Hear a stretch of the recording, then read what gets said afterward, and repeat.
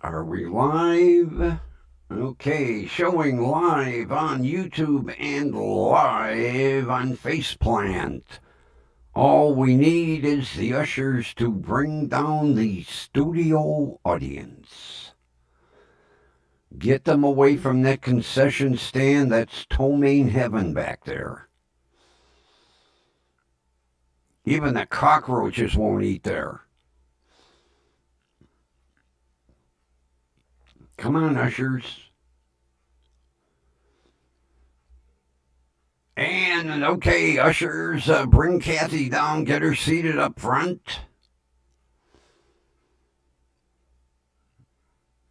Well, at least one usher is working. Any, come on, guys. There gotta be people waiting to be seated back there. Okay, bring Linda down, seat her in the front, right next to Kathy. Well, leave a spot for Ron. Leave a spot for Ron so he can sit in between the two beautiful women.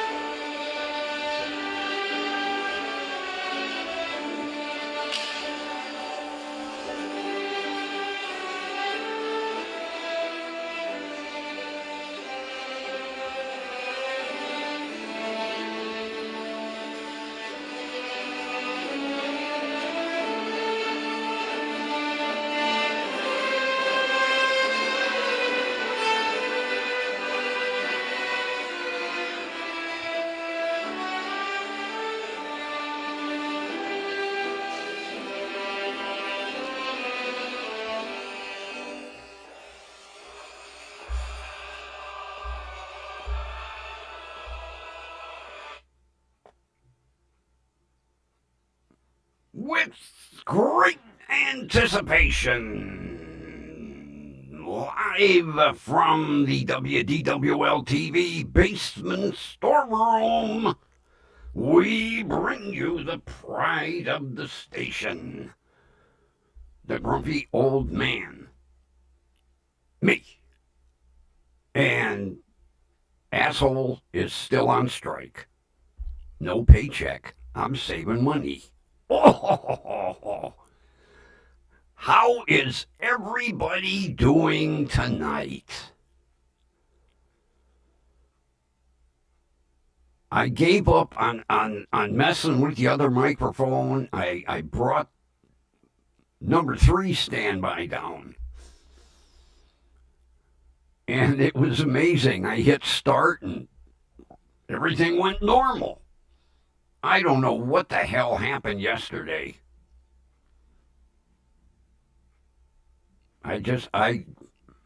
I'll mess with that other microphone later on. I don't know if the mic is shot. I didn't even. I have enough microphones, believe me. I got enough microphones I could almost do a microphone per show. Glad to see everybody's doing okay. Wonderful, wonderful, wonderful. Well, it's cold as shit here today. In the low 60s, goddamn rain. Pfft.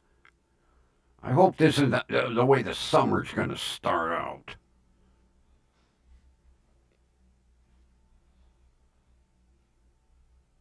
I made a few changes. If you notice, the grumpy time is now pink, and the audio visualizer is yellow, and I changed the font in the chat, and I moved the chat up a little higher so that I could read it at eye level now. I don't have to do one.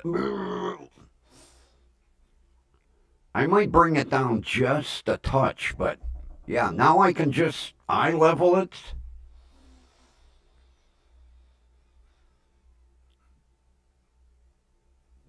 Well, it's good for the crops. It's a pain in the ass if you got things planned. And I finally made the decision. I'm going to talk to my neighbor tomorrow or Monday. I'm going to have him tow the RAV to his shop and just fix it.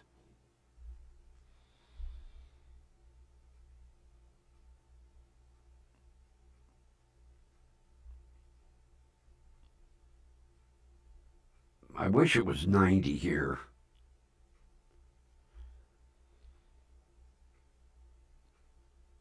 Yeah, I didn't. I have a little emergency fund, and I really didn't want to tap into it.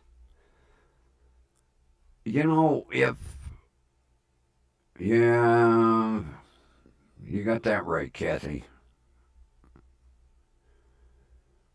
But I decided if something pops up and it's a bit out of my control, it'll be in a shop. He knows I'm limited on funds, so you know he'll do the basics.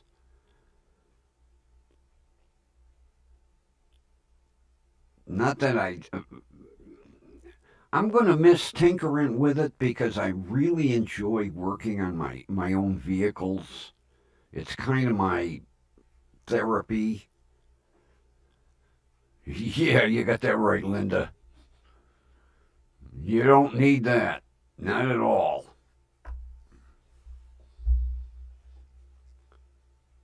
So, after he fixes it and I pay the bill, I'll have to start saving pennies again.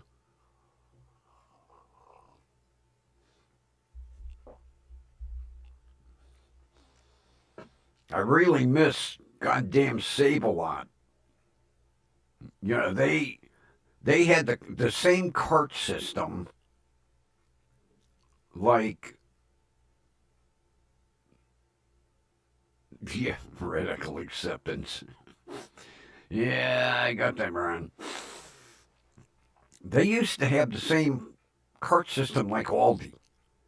You know, you put a quarter in, you get a cart. Well, people today have the attitude, oh, it's fuck, it's a quarter. I don't give a goddamn.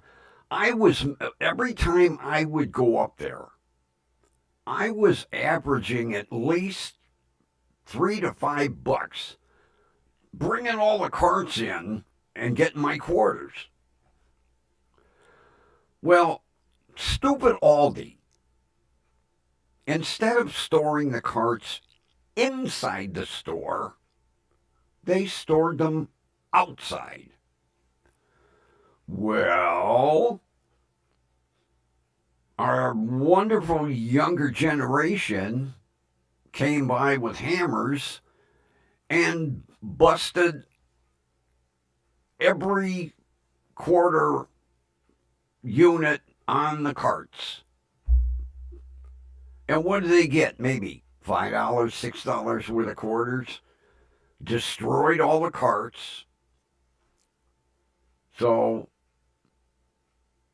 they took every cart and removed that mechanism. Now it's free carts. And Grumpy don't get no extra cash.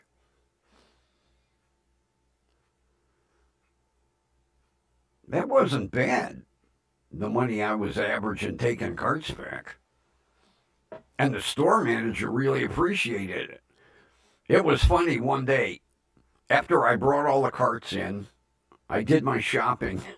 The store manager walked up and said, thanks for bringing our carts back. Here's a quarter. could have given me a $10 bill. Goddamn old fart. And you know these carts have those electric wheel locks? You can only get so far and then the wheels lock. You ever try dragging a cart back to get a goddamn quarter with locked up wheels?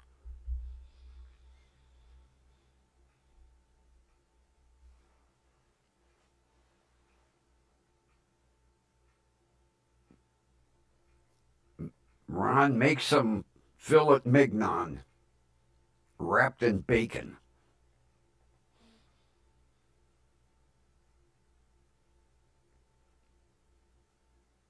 I used about once a month, I would treat myself to a fillet mignon. Now I treat myself by just staring at them in the meat case. Christ, I could buy a whole cow for what steaks and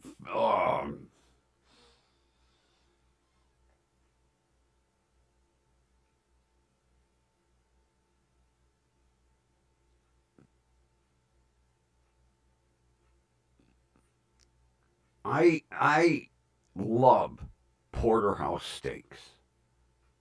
I think they're the best cut of steak. So once a month, I would go up to the meat market and get me a nice, about an inch and a half thick, beautiful porterhouse.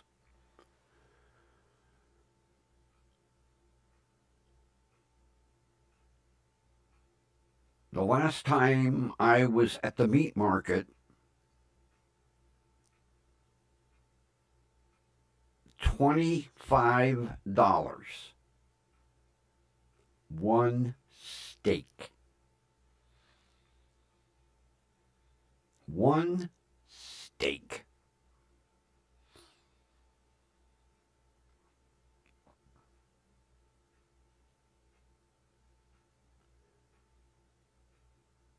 As a matter of fact, the last time I was there, they must have had like 30 fillet mignons in the meat case, wrapped in peppered bacon.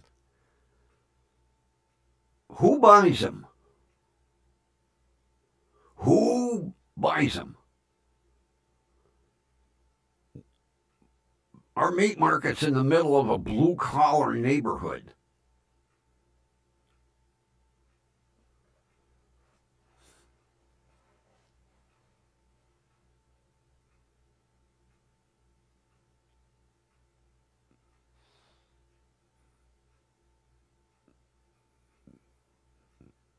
It sounds like Ron's going to end up with ramen noodles tonight.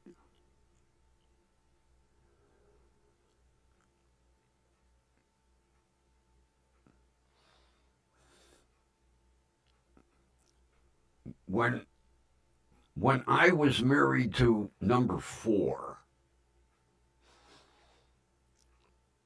we were gifted one of those ranges that has the barbecue in the middle. I can't remember the name of the range, but it had the where basically it exhausted the smoke outside because they had to put a vent in for this fancy stove with a barbecuer in the middle.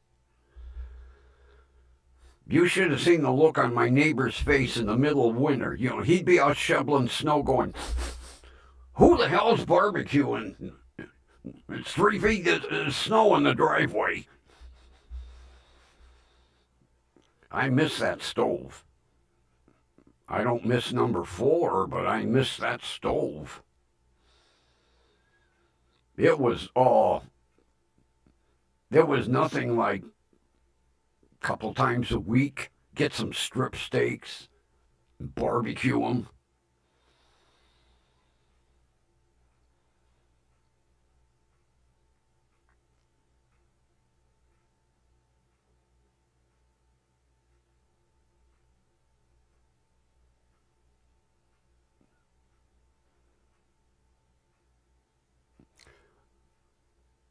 My buddy's son, the one that was at the state trooper up in Fairbanks, said it was nothing to go to a meat case.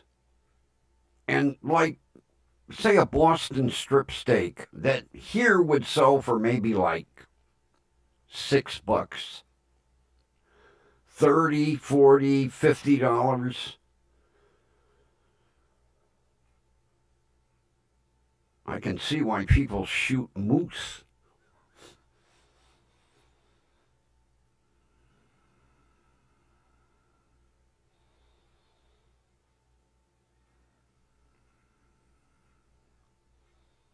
Oh, I'll tell you what, Linda.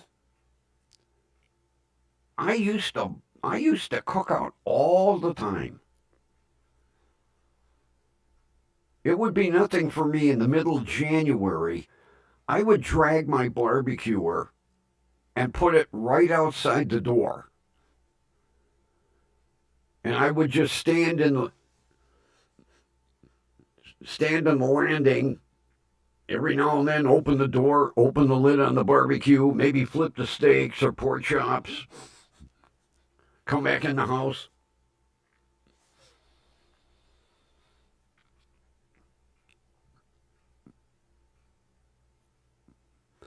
I miss barbecuing. I really do. But to fire up a barbecue for one steak?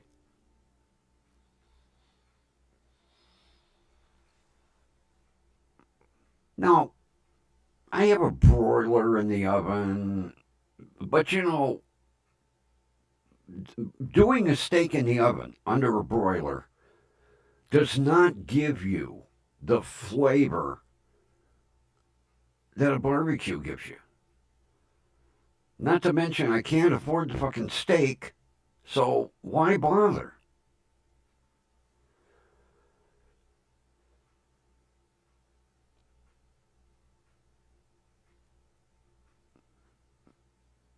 I I miss the hell out of barbecuing. I really do.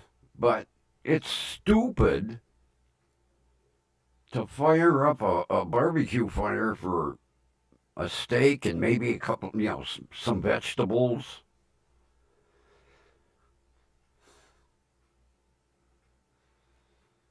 So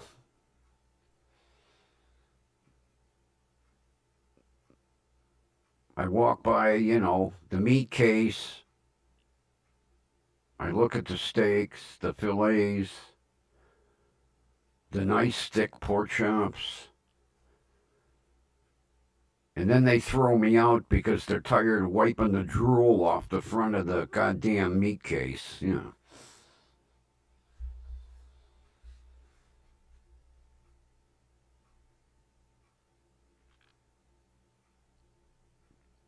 I had a friend that every Christmas would send me that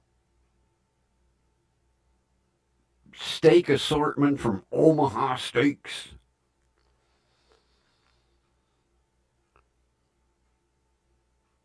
I was watching a video the other day, and the damn ads, because I'm cheap, I don't have, YouTube Premium. And here's an ad for Omaha Steaks.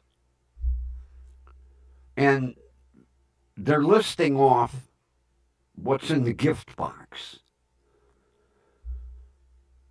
You get half today of what you used to get 20 years ago. And the steaks are smaller.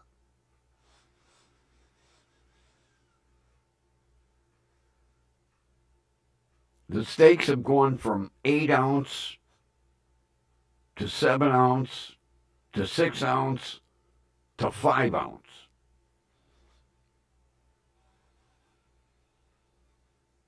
But the price has doubled.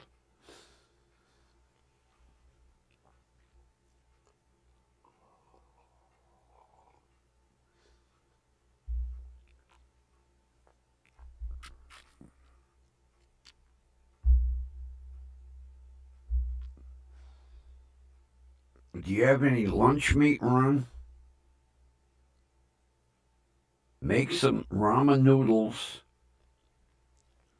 and thin slice some lunch meat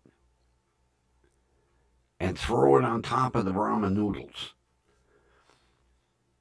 And you'll have a Japanese meal.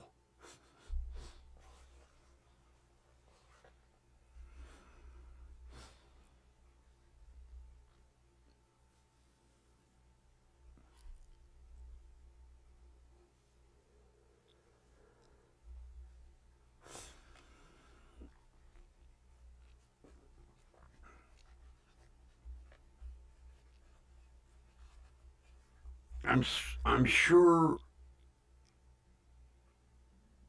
everybody has seen the unfortunate news story out of India.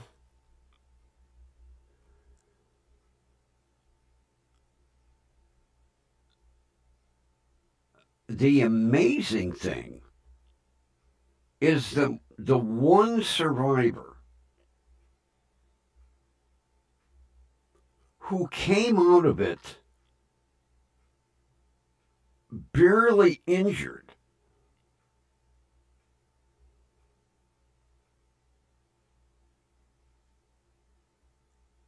I was shocked to see that guy running away from the plane. Now, it's sad his brother got killed in the crash, but how he managed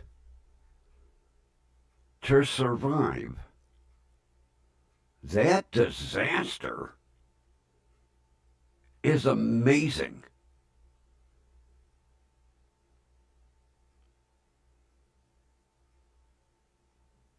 I was watching some of the information,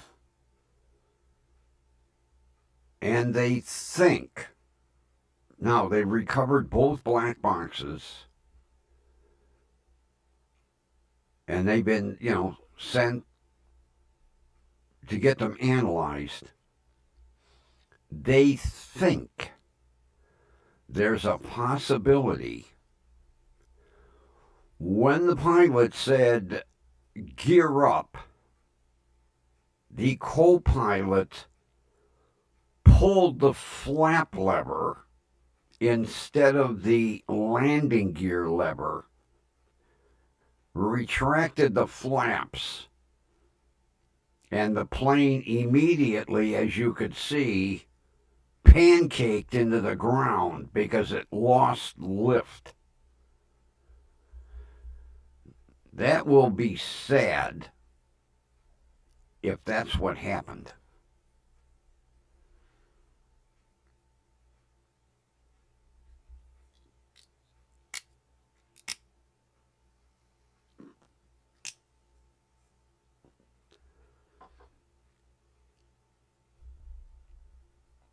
Then I was watching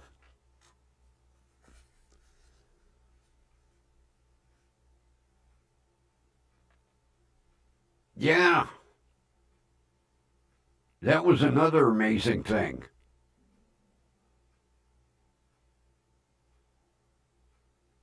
You talk about having somebody on your side.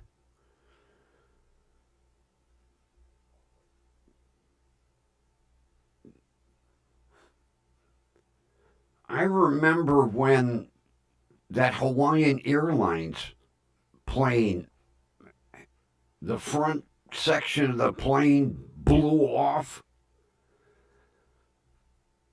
and people are like, where'd the plane go? And when, after the plane landed, and they inspected that plane, they said they were about 2 minutes from the front section of that plane totally detaching. because the floor was breaking, the support beams were breaking, everything was starting to crack.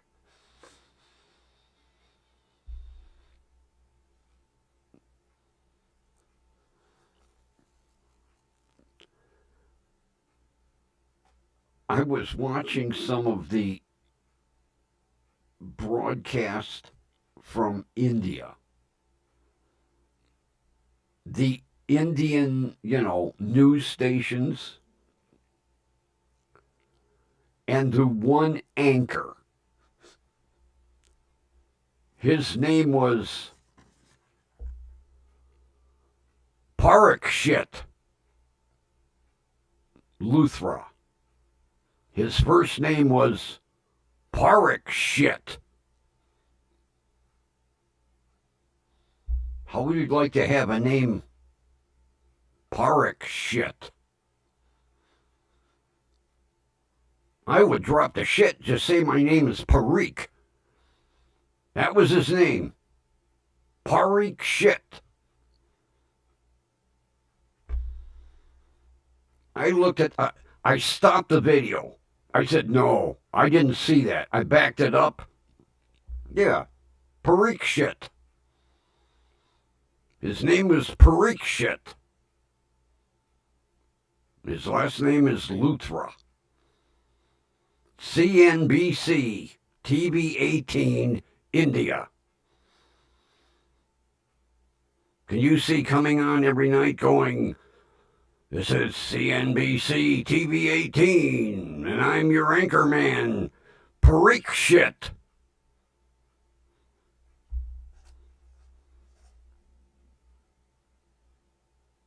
You would think being on TV he would change his name. Parikshit.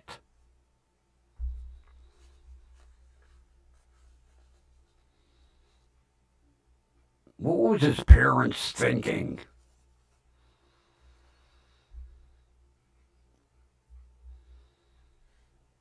Boy, talk about somebody that got bullied in school. Hey, Parikshit, come here. I would have dropped the shit for sure. Just...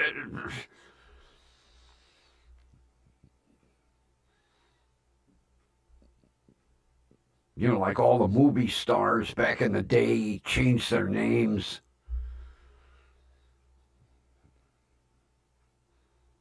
I would have shortened it. Hi, I'm your news anchor, Parikh Luthra. I couldn't face a camera and say that every night. My name is Parikshit Luthra. And he made it to be a news anchor man.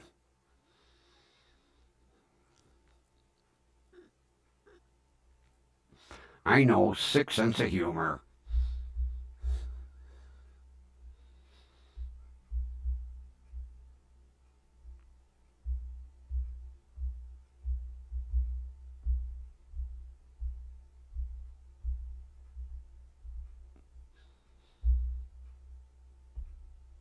I went up for cigarettes earlier, and the little pixie was nowhere to be seen. So I asked her father, I said, hey, where's the little one? She was at some church festival. I can almost imagine. She probably looked like Mahatma Gandhi.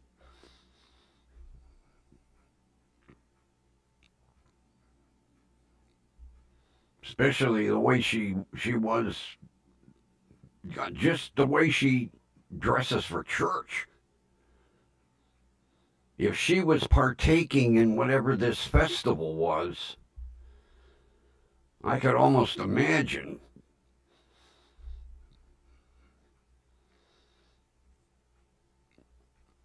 I haven't seen her in a long time. I kind of miss her running out, telling everybody in the store the funny man is here. Although they still haven't got my cookies in yet.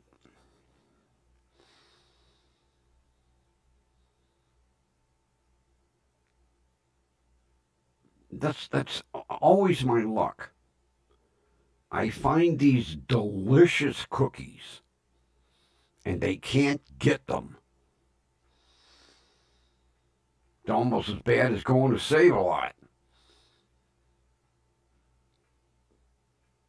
for the onion dill cheese. And I gargled onion dill cheese, and none of the cheeses they showed in the picture was the cheese they had in the store. I don't know where they got it from.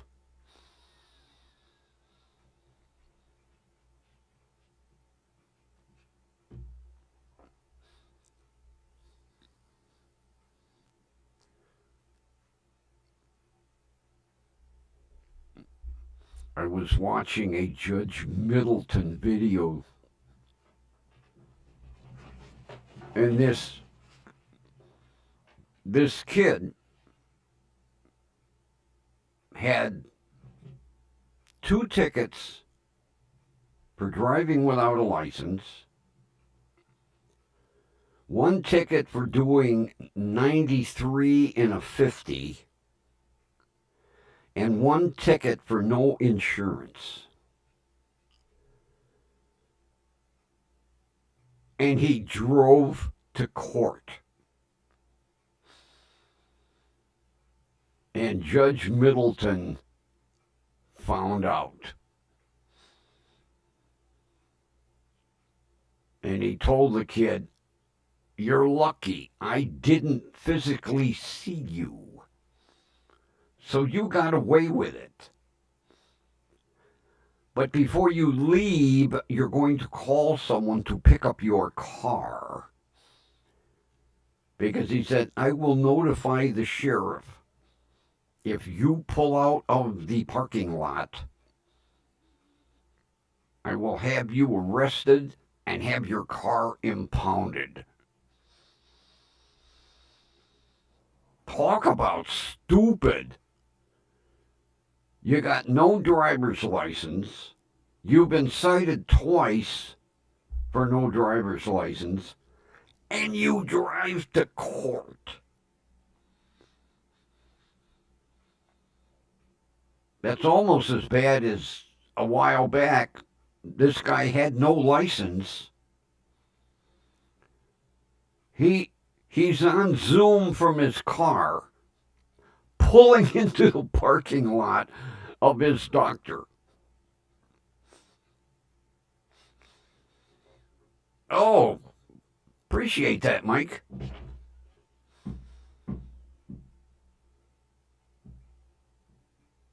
She's got me up to 107. 107. I couldn't believe it. I logged in this morning, 107. I almost fell out of my fancy gaming chair.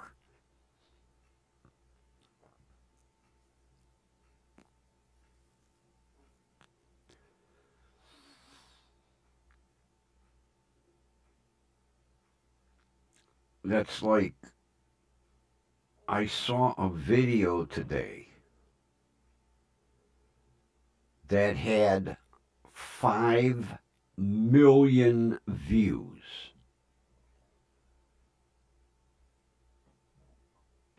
5 million views and counting.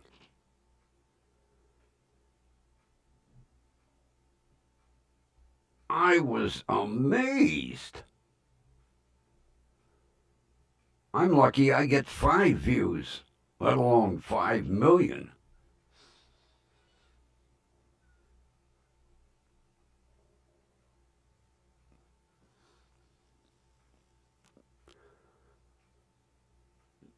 I did something that I don't usually do because it depresses the shit out of me. I looked at my analytics. You know what my 2-hour shows average for viewing? 17 minutes.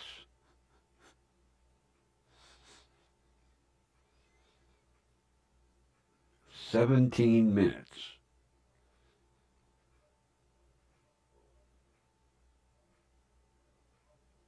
I immediately clicked off. I didn't want to read anymore. Yeah, out of a 2-hour show, people watch me 17 minutes and go, that's enough of this asshole. Click.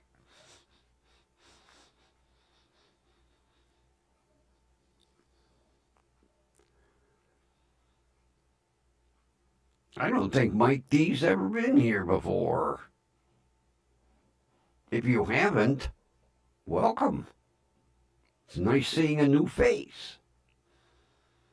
If you've been here, I'm sorry I didn't notice. That's another reason I moved the chat up. Because now I can eye level it. All I have to do is glance to the right.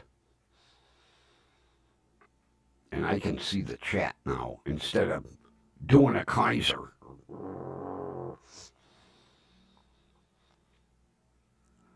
By the way, how does the mic sound?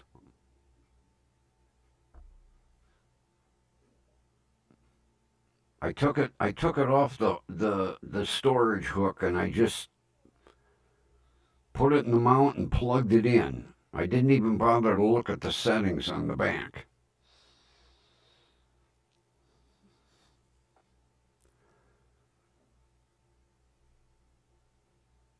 Everybody's making dinner. I make mine after the show. Another big salad. I'm getting hooked.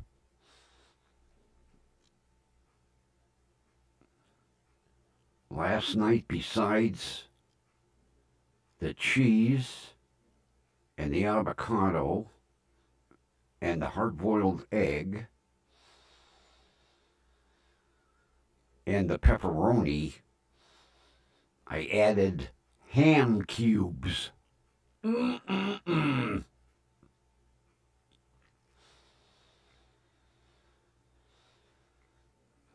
using a soup bowl.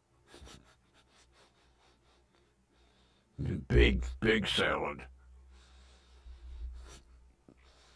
What I do is I layer the bottom of the bowl with pepperoni. And then I put the salad in, and then a little more pepperoni, a little more salad, and then I slice the avocado, chop the onion, slice the hard-boiled egg, arrange it very nice, sprinkle on the provolone cheese, bacon bits, ham cubes, some Parmesan cheese,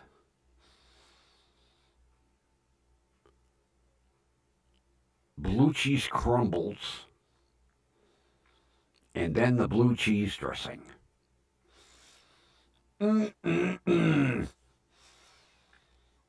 Talk about a meal in a bowl.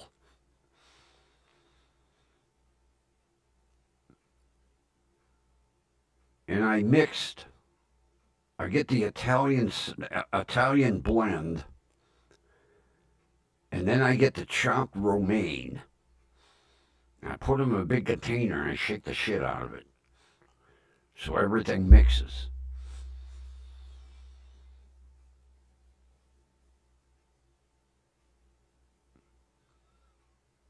My mouth is watering just talking about it.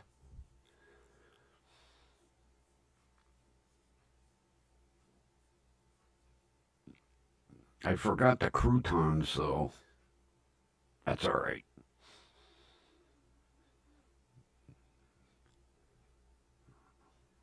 I think I might just eat salad for the rest of the month. It's good, it's nutritious. I don't know anything about weight loss, but I'm enjoying the shit out of it. I really am.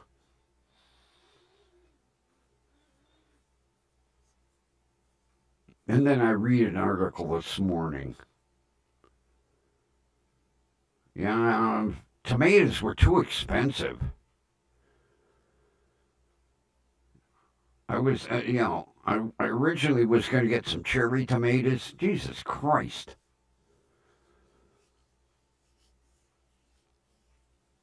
And I read an article today that said, "Can you trust your bagged salad?"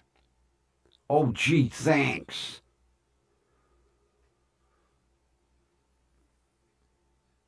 I decide to eat salad, and now they're saying, your salad might have that female in there, Sally Manila.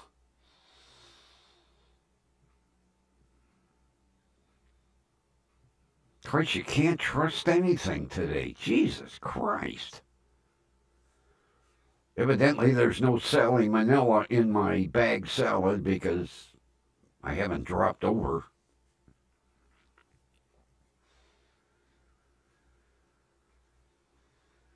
Although, when I go to the store, I always take the bag from the back because that's where the freshest salad is, in the back. Because the shit up front is the shit they're trying to get rid of. I always reach for the back.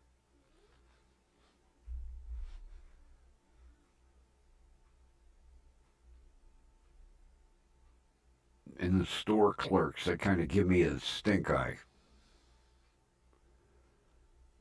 Why aren't you taking from the front? Because the fresh stuff is back here, buddy. I know. I watch how you guys put stuff out. Almost as bad as the goddamn potato chip guys. They want to pack the whole box on the shelf. So there.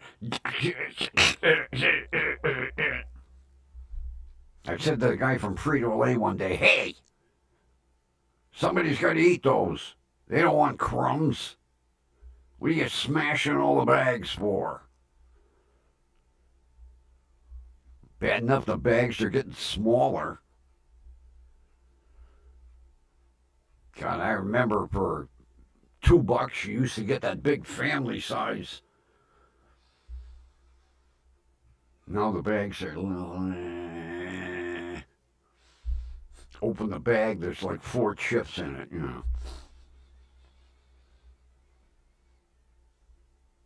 Where do you get your salad from? You have like a favorite restaurant, Linda?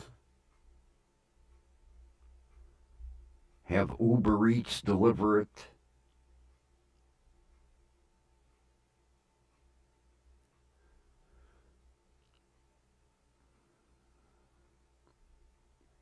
Well, your daughter's smart, Kathy. That's where all the when they stock them shelves,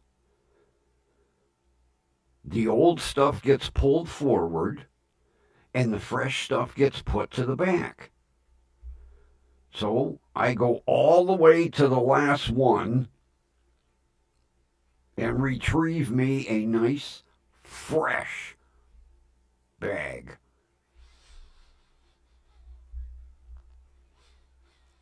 Boy, we used to have a pizza place.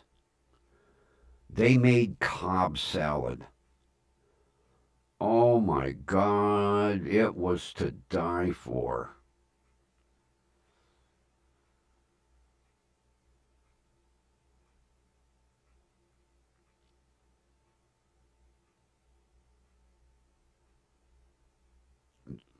There's a lot of places that don't know how to make a Cobb salad.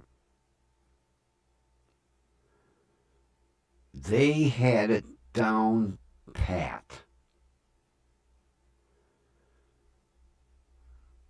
And then they went bankrupt.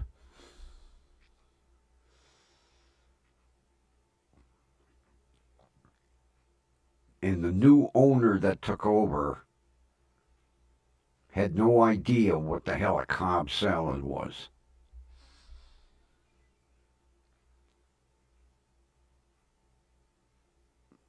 You would have thought that maybe he would have contacted the previous owner and said, hey, can you come in here and show me some of your tricks?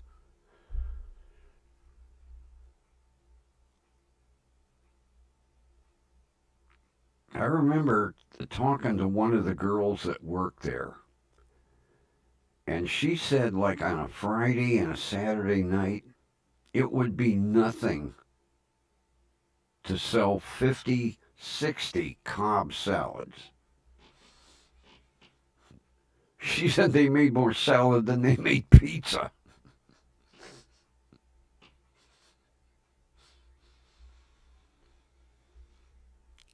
But you know,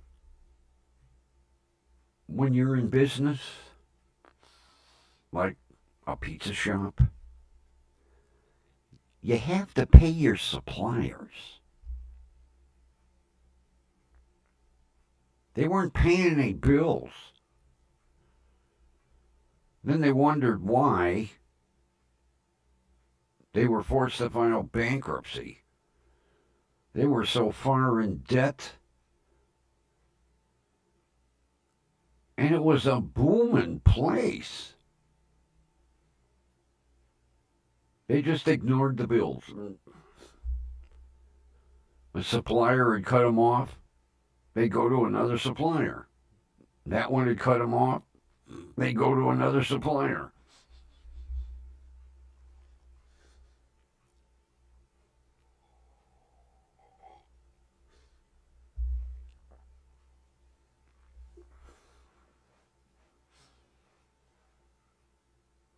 So what kind of salad you ordering, Linda? A big chef salad?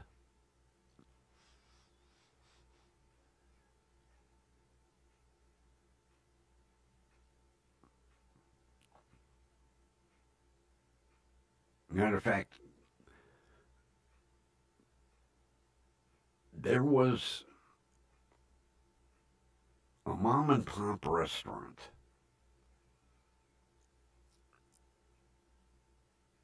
And they used to make the best chef salads. They were huge.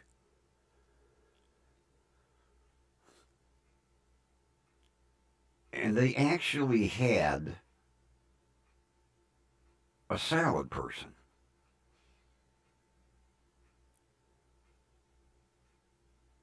And the salad person quit.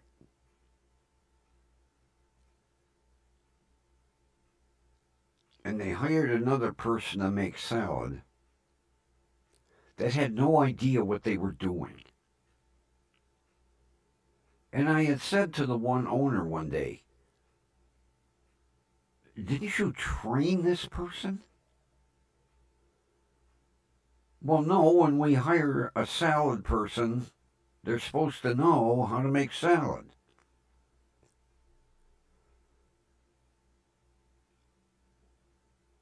Now, if it was me,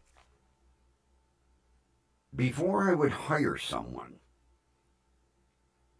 I would say, okay, go in the kitchen.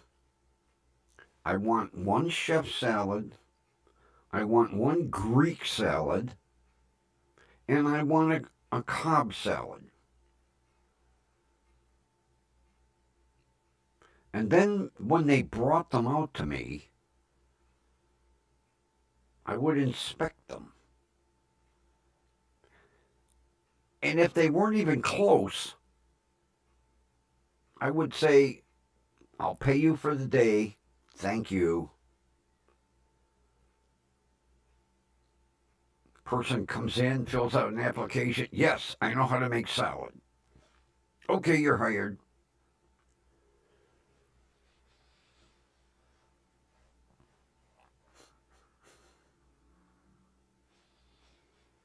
No wonder we don't have mom and pop restaurants around here anymore.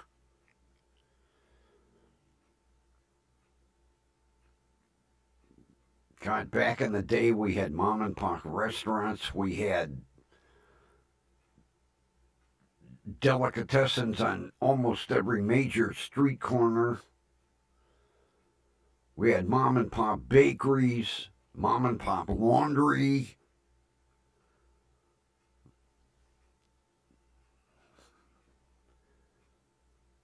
The ones that were able to hang on, 2020 killed them.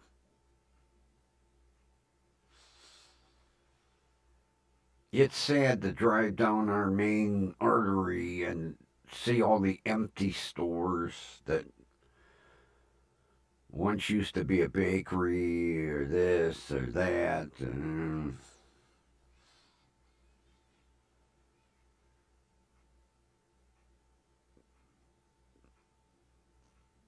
It's sad.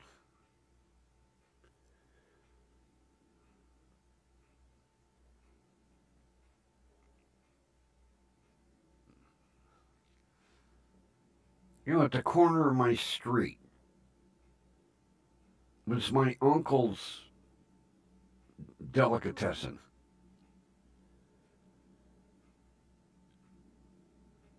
And when he retired, he couldn't find anybody that wanted to take it over. So they just boarded it up. And it's been boarded up, God, since I was 15, 16 years old.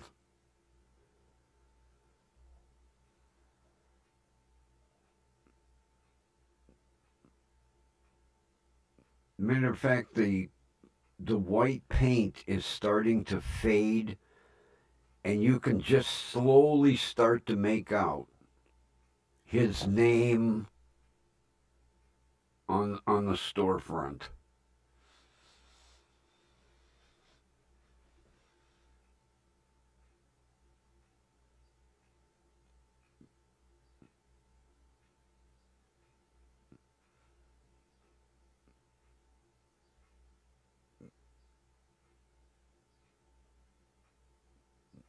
Now, there's 2 apartments above the store.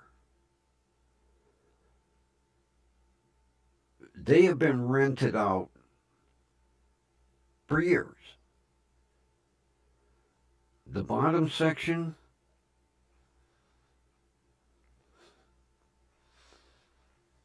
I don't know what the guy uses it for. Maybe it's storeroom, I don't know. But it's sad that nobody took over the. I mean, I can drive through the neighborhood here, and I can almost name, like my uncle's store, and then a couple blocks up was Simon's, and then a couple blocks over was Harold's, and all these little mom and pop places. And to see them unused,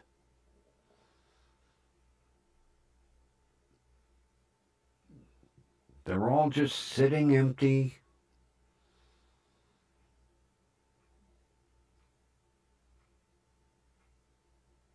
I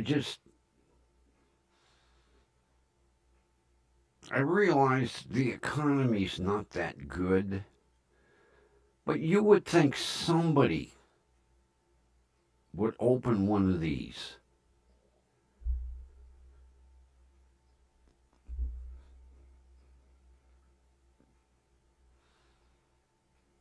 God, open one and put a big giant cooler in it and call it Beer World. have beer from all over the world.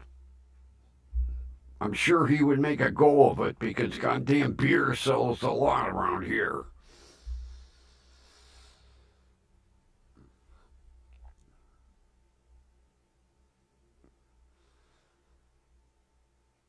Yeah, every now and then I kind of zigzag through the neighborhood and go on a memory trip, God, I remember buying candy here and buying candy here and buying candy here. I almost remember all the names. Of course, I've been here since I was born, so. But just slowly to see them close up. And a lot of it was basically they retired and the kids didn't want anything to do with the goddamn business. Run a delicatessen? I don't think so. I want to go to college and become a bum.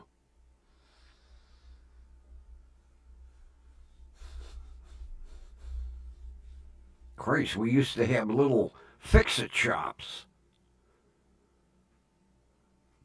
Places that would repair everything. Not today. Throw it away.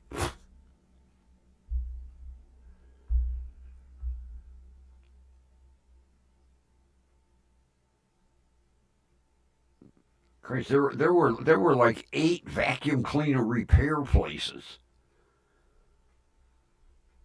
They repaired vacuum cleaners, sold used vacuum cleaners. I remember one of the guys, he would drive through the neighborhood on garbage day,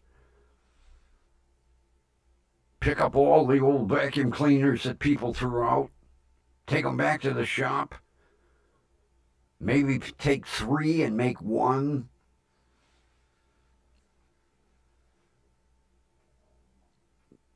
God, I probably bought 5 or 6 used vacuum cleaners over the years. Now I can't even find a place where I can get a belt for my one vacuum cleaner.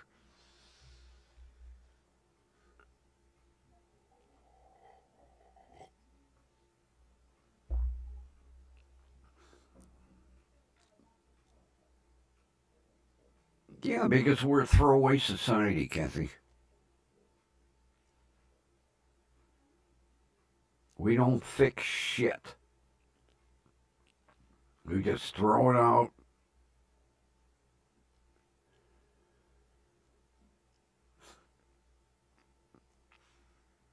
Yeah, a couple blocks up there used to be a. Matter of fact, he called it the fix-it shop. The guy could fix anything.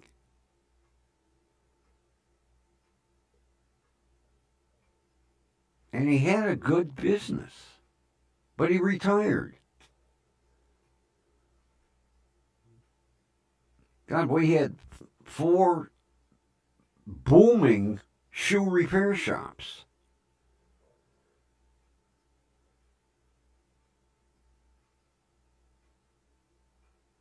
Matter of fact, the one that used to be in the plaza where I go, where Save-A-Lot is, when he put up, big sign, retiring, going out of business, I asked him, I said, don't you have somebody to take the business over? He says, I got 4 sons. Not one of them wants anything to do with this business.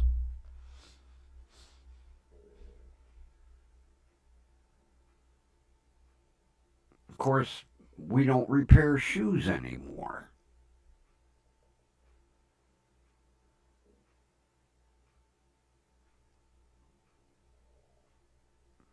God, I can remember taking shoes in and getting half soles.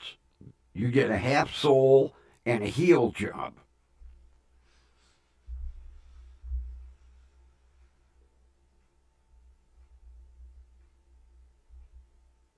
and you get your shoes back and they look like brand new.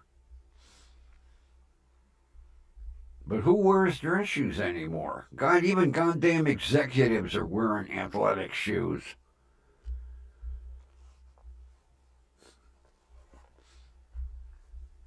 And Taylor? You can't find a tailor shop.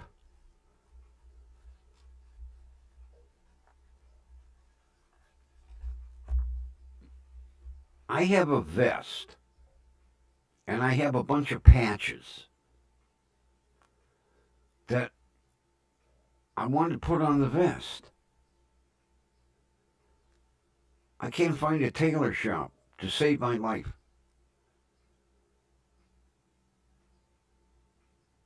I bought all these patches to make a neat vest.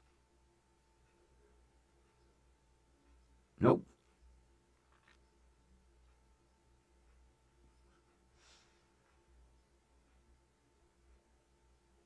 Because nobody sews.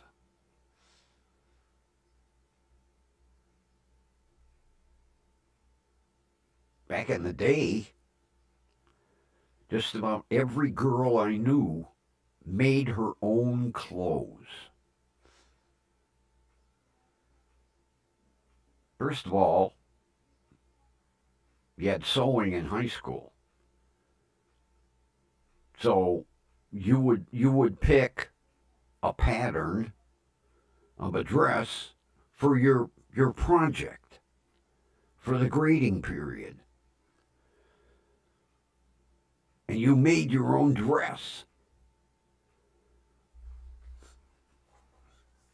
And then a lot of the girls enjoyed sewing so much, they made a whole wardrobe. Can't even find a fabric shop anymore. God, there were Jo-Ann fabrics in every shopping plaza. Gone.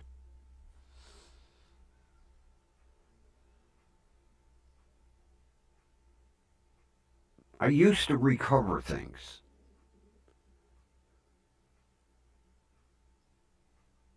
I had this really nice footstool. And every now and then, I would get tired of the material. I would tear it off, go to Jo-Ann Fabrics, buy a different color material or a different pattern, get the tacks, and recover it. I did that maybe twice a year. I'd have friends come over, they go, "Oh, you got a new footstool." Uh-huh. I didn't tell them I recovered it. But I learned that in woodshop. And I enjoyed doing it.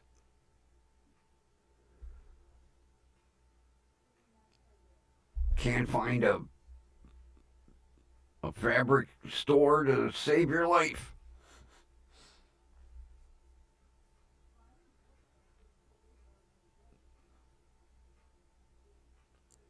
And, you know, I tell the young kids all of this. And they're like, "Oh, we don't want to." Yeah, I get this. We don't want to hear your old war stories. They're not war stories. They're stories of the neighborhood you're living in. We don't want to hear it.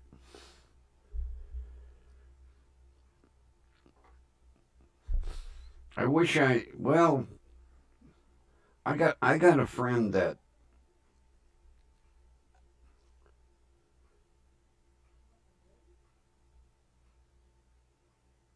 he works for the local. We have a little local neighborhood historical society,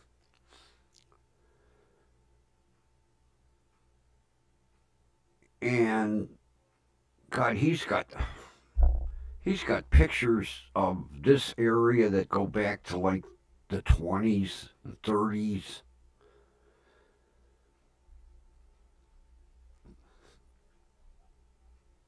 And it's amazing, like on the main drag, Lorraine Avenue, the pictures of just store after store, little restaurant, it was a booming area. Now it's a fucking ghost town.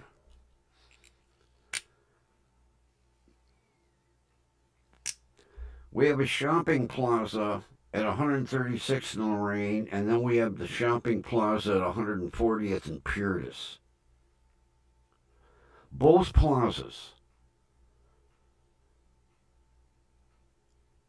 are at barely 50% rental. Empty store, empty store, empty store, empty store.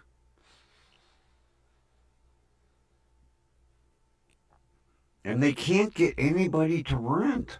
Now, maybe rents are outrageous, but you would think somebody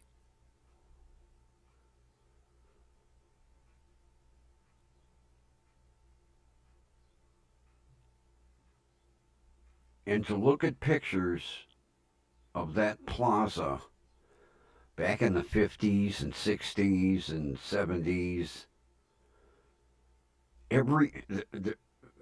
there were stores from end to end. Not now.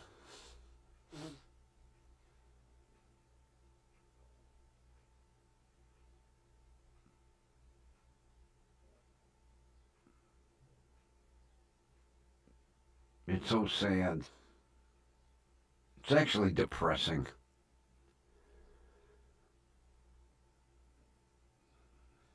But see, the younger generation and anybody that moves into this neighborhood has no idea what it was. They go up to Mark's and, that's all they've ever seen is half the stores rented and the rest of them empty. I go up there and I'm like, oh my God, there was a women's dress shop here and a men's clothing store and a shoe store and there was Fisher Foods and Kroger's and Gray Drug with a outstanding lunch counter in the back. And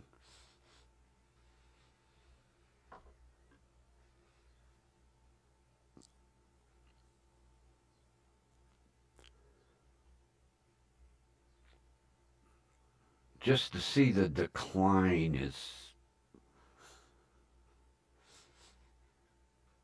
Matter of fact, I remember across the street from the plaza was an ice house.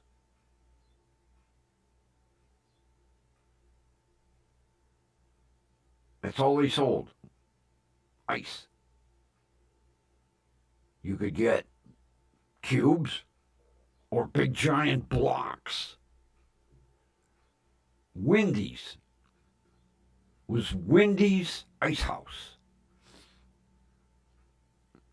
Although back in the day, they had things called ice boxes before refrigerators.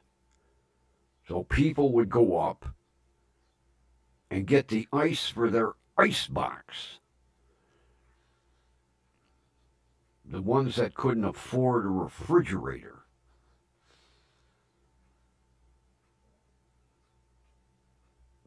And then they tore it down.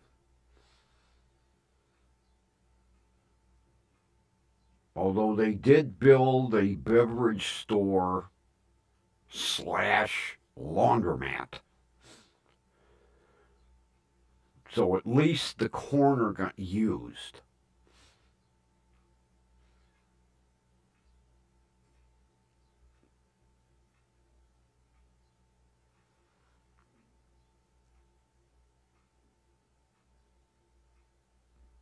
It's sad to drive through the area and see nothing. Remembering what used to be here.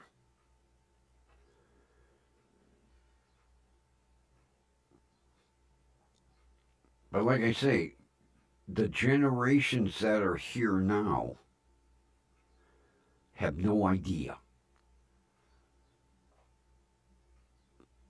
Because when they came into the neighborhood, it was basically depressed.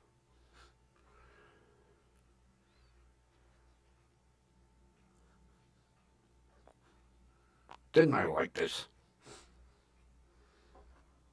I know I'm going on and on and on and on. Everybody's tired of hearing my war stories.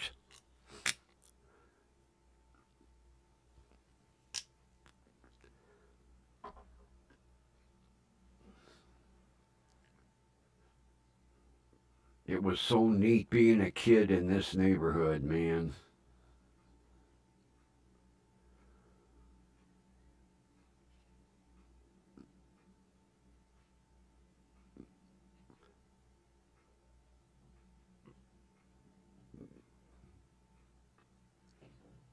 Kathy's way younger than I am.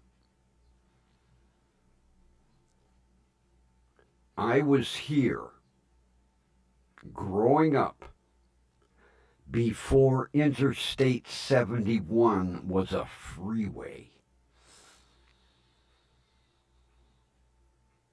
I saw it built.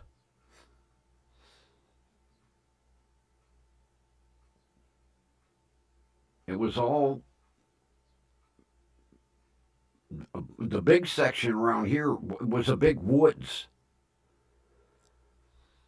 Of course, they did have to tear out some neighborhoods.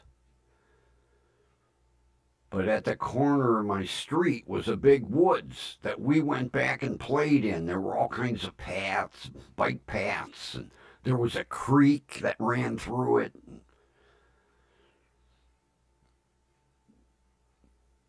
And basically, summer vacation, our parents would turn us loose and say, be home when the street lights come on. And you were gone from 8 in the morning until 8 at night.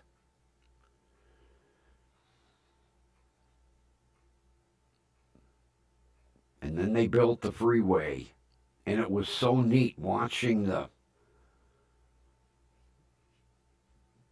construction equipment and the earth movers.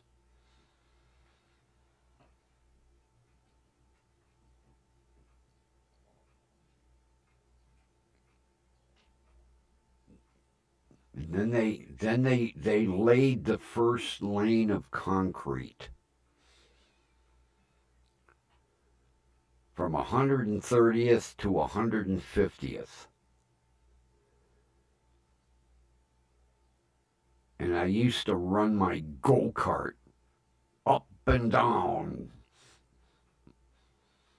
until somebody called the police and then get the hell out of there.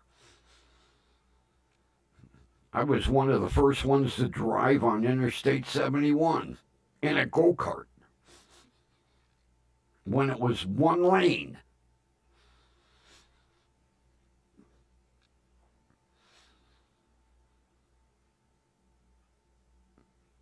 I tell kids that today. I saw them build that freeway.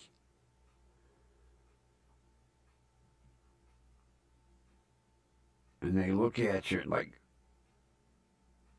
where did the dinosaurs go?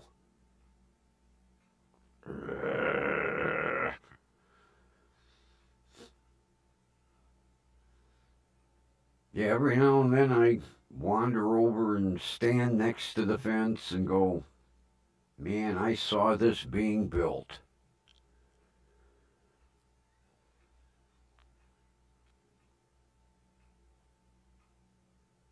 People think that freeway's been there for 100 years.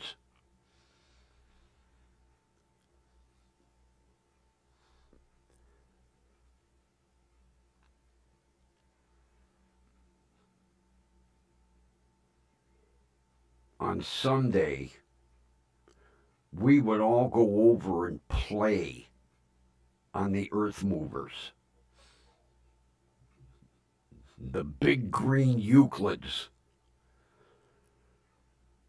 Sit up in the driveway and act like you were moving earth. Then the security guard drive by and get the hell off that stuff. Okay.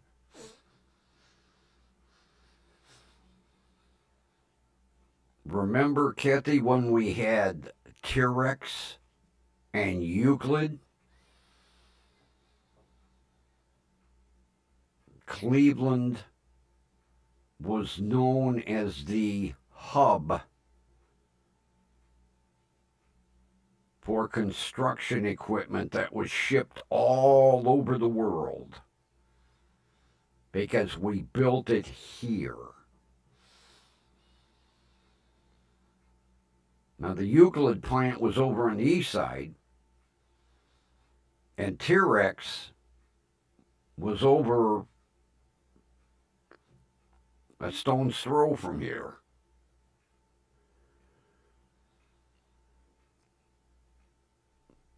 As a matter of fact, the building for the old silk mill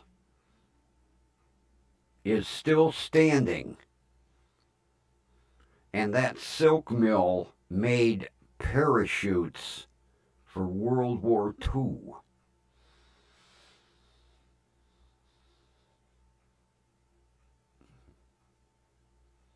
I think it's been empty for years, but the building's still there. Another thing that Cleveland was known for, we supplied, I think it was like 60% of the parachutes because they were made right here.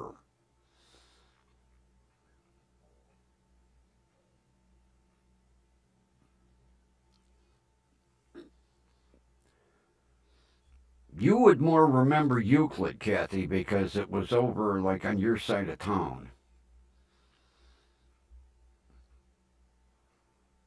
Although everybody knew T-Rex was here.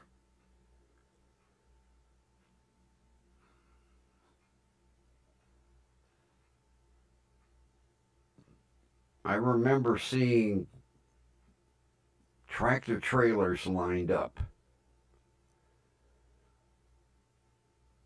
Hey, Kelly, welcome to the show. And after they built the earth movers, they would take them all apart to ship them. And one low boy trailer would pull out, and it had nothing but big, giant fucking tires on it. And then another one would pull out, and it would have a dump bed on it. And another one would pull out, and it would have the front end of the earth mover on it.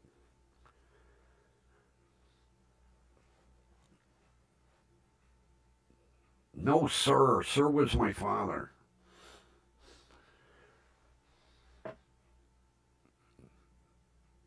And behind the T-Rex plant, they had a test area. Because they'd come out of the plant and they'd drive them around, test them, and take them all apart. Ship them up, take them down to the port of Cleveland and put them on boats, and they'd go all over the world.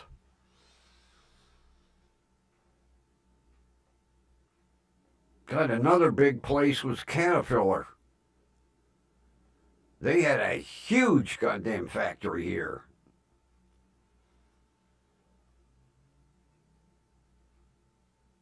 Not to mention White Motors, at one time, the world leader in semi-trucks.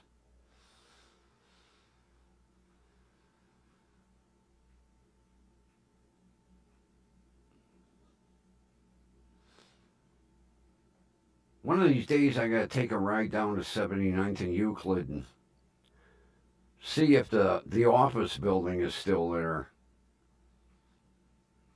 It was there for years.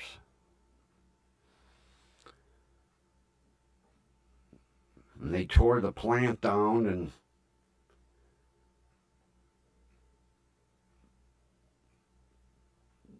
now it's for school bus parking.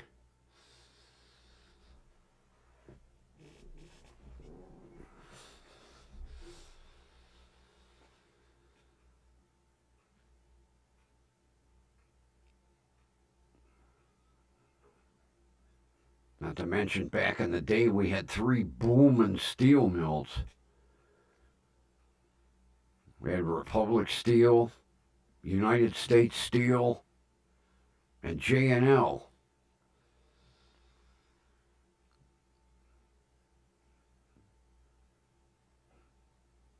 And they tore half the steel mill down and built a shopping plaza.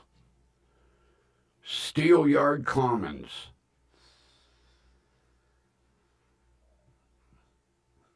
The steel mill's still cranking, but not like it used to.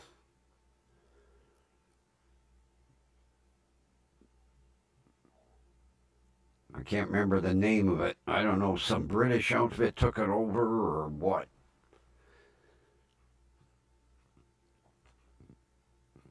But they don't crank out steel like back in the day.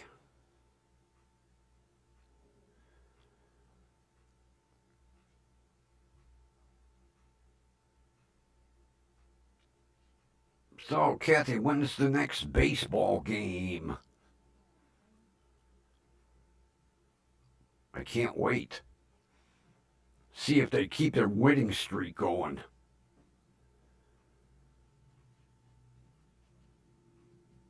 It's a hell of a team that they got. Those kids are good.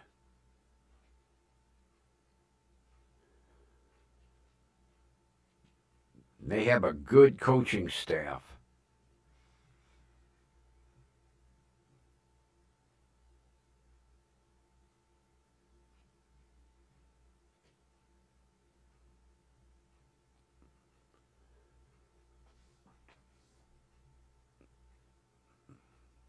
Oh, everything's hinging on the weather, huh?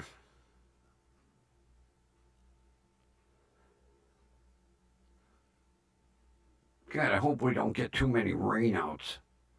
Man, I'd like to see them put in a hell of a winning season.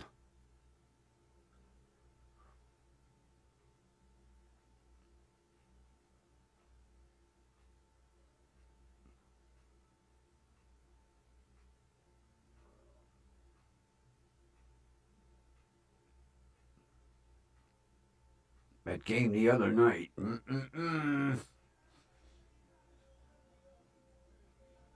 That was a goodie. Crank up enough lead to call the game early. And at the end of the game, you saw good sportsmanship when they all lined up and shook hands or high-fived each other, because the losing team faced it like gentlemen.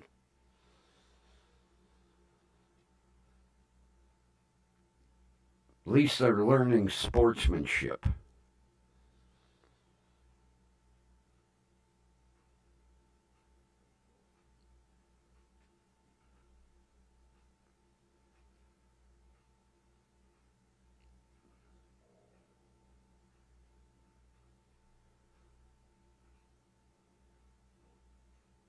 Not like this crap that they have today.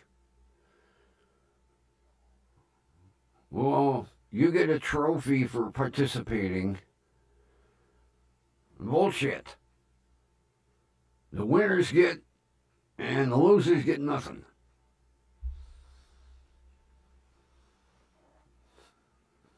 Everybody gets a participation trophy. Here, you get a trophy for showing up. Thank you. Yeah, bullshit.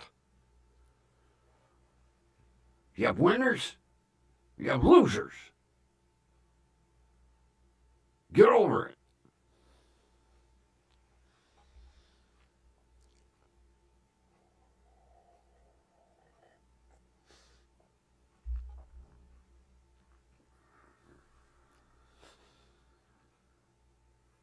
All right, Grumpy, calm down. The veins are sticking out of your head.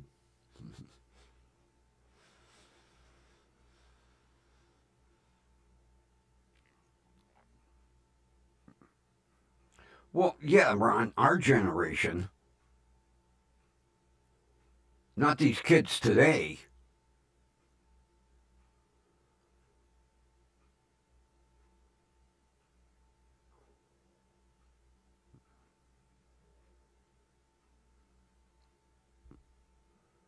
You know, at the end of the season, whoever won the championship, they got the awards. Not today. Everybody gets a trophy. Because, God forbid, the little darlings are going to go out in the world and go, oh, gee, we lost the season. You celebrate the winners. You thank the losers for good play. And that's it. You don't give them a fucking trophy for showing up.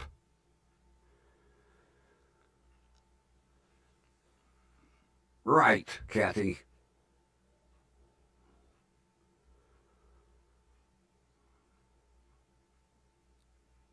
What the hell kind of sportsmanship are they learning? Well, here you get a little trophy for showing up for each game and a little medal.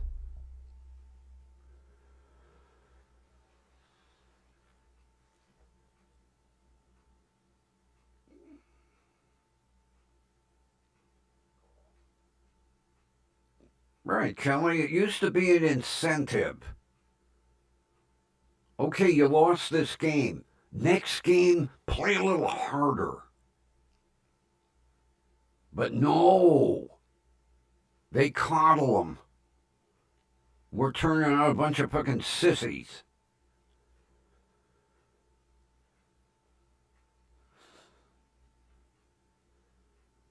Don't cry. Now, here's a medal. You showed up. Now go sit on the bench.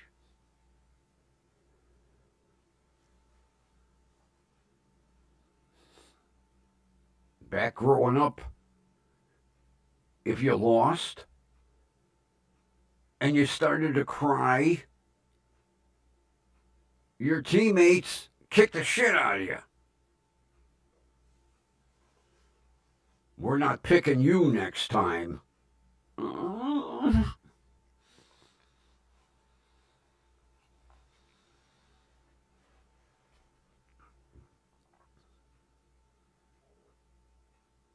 Hard knocks.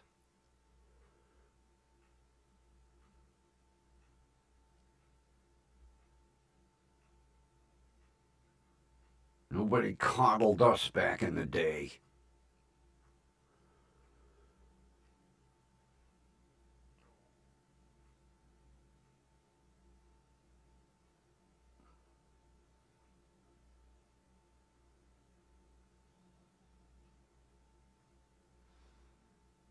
Right.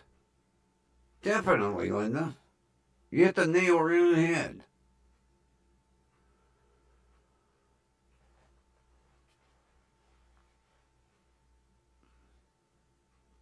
And that little extra push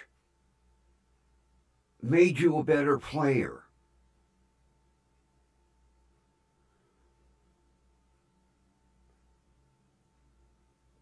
But you didn't get rewarded just for showing up.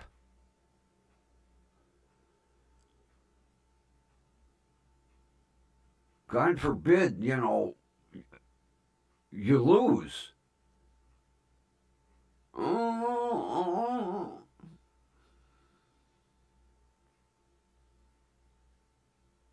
They say we're raising a bunch of sissies.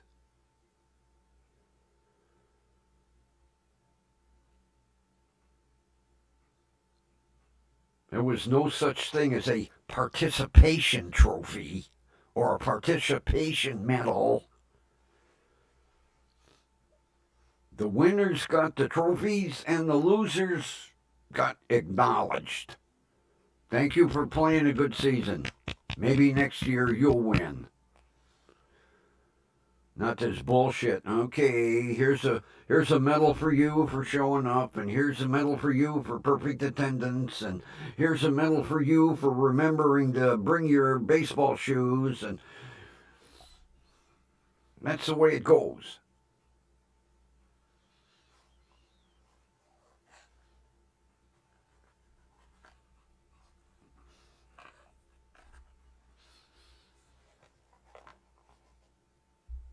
Back in the day, if you lost, you lost. Try harder next game.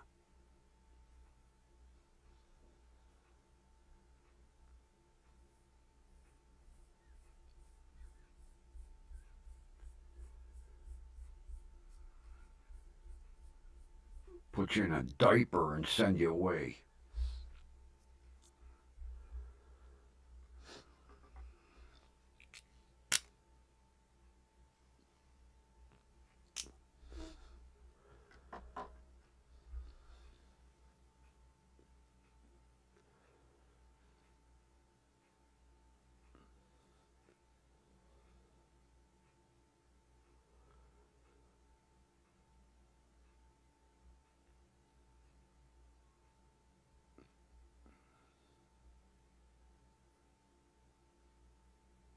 Right.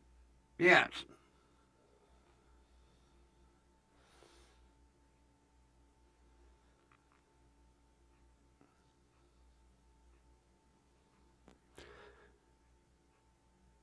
You know, back in the day, each team picked their players. And God forbid somebody got picked last. Not today. No.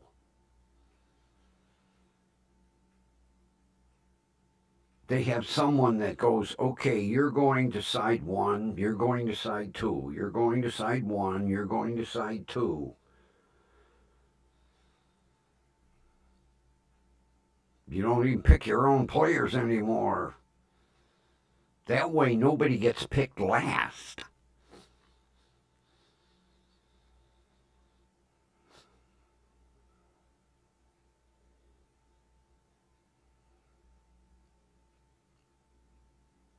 Or they draw a number from a hat. What did you get? One. Okay, you're over there. What did you get? Two. You're over there. Everybody side one's over here, side two's over here. Just look at your number. That's where you go. So nobody breaks down and cries.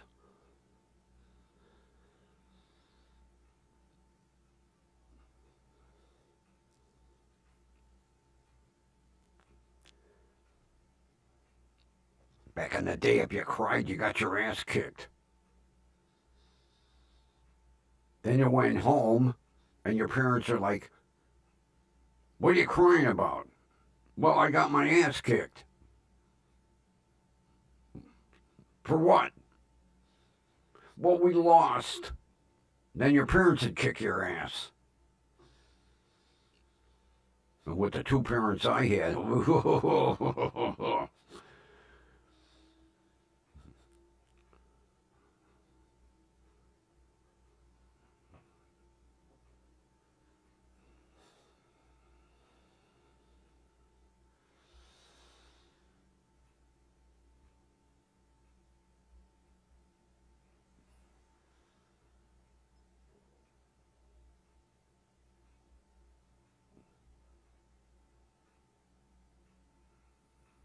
and that's the way it should be.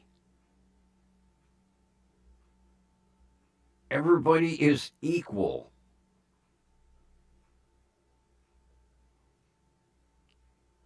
But that's rare today.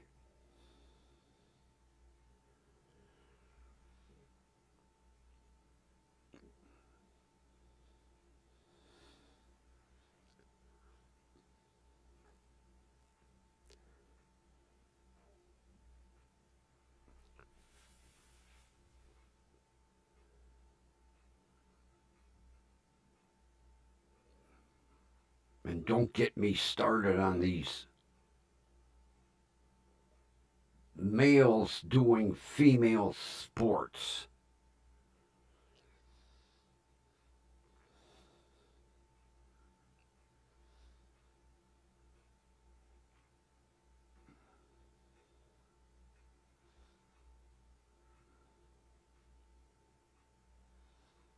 Oh, I'm taking hormone therapy so I can be on the girls' team. Not.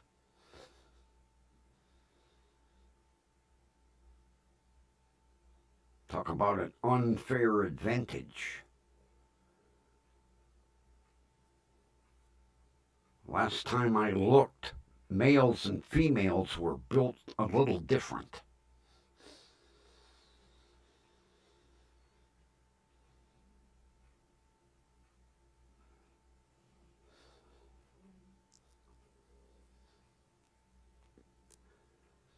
Oh, I'm getting into nasty territory here.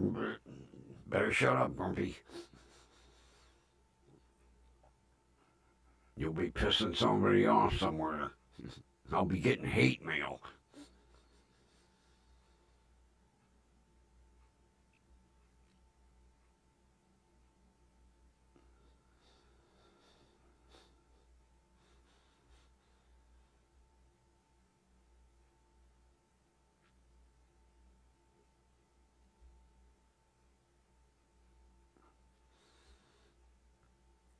Oh, I read an interesting article the other day. Remember when Anne Hesh drove her car through that house and then the house caught fire?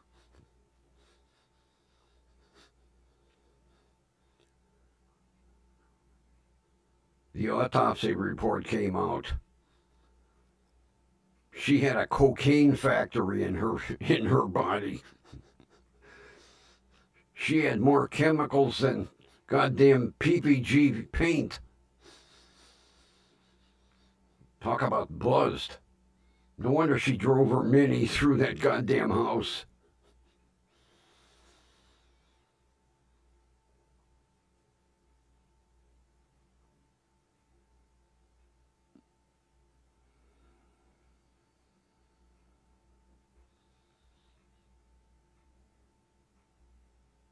And Linda, that's the way it should be. On a team, he's not your son. He's another player. You disassociate that when it comes to the game. He's a player. Number 7. If he screws up, gets his ass kicked. Plain and simple. No special treatment. That's the kind of coaches we need. That's not my son. He's a player. Period. I don't want to hear any more about it. And when he screws up, he gets reprimanded just like the rest of them.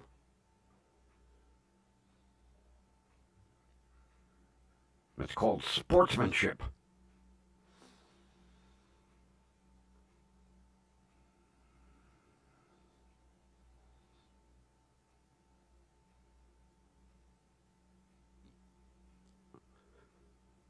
I saw a news clip when they brought her out on the stretcher. They had her all covered up because she had some burns.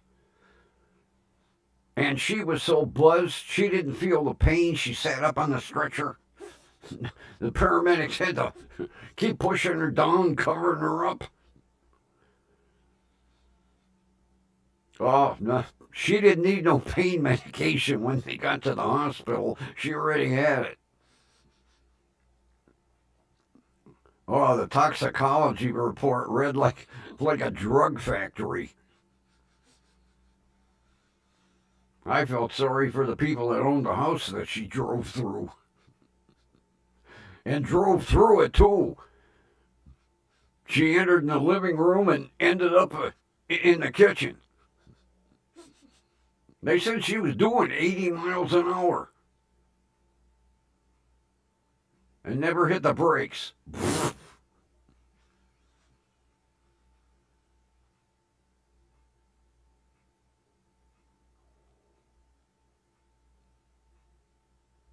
And basically, if she wouldn't have inhaled all that toxic smoke, she probably would have survived.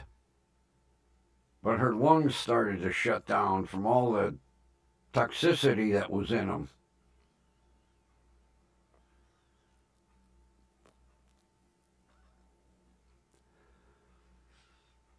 Although the one good thing was that she was an organ donor and she saved, I think, 4 people's lives. So that was the good thing.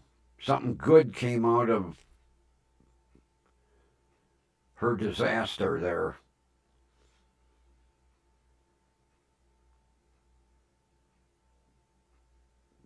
Because she had it in her will.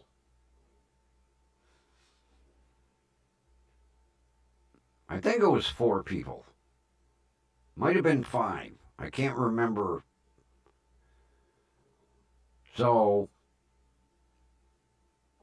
due to her screw up, 4 people have,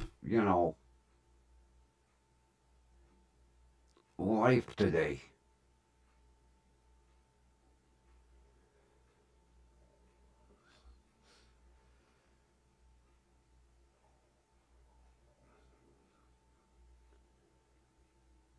I've had an organ donor card since I was 18.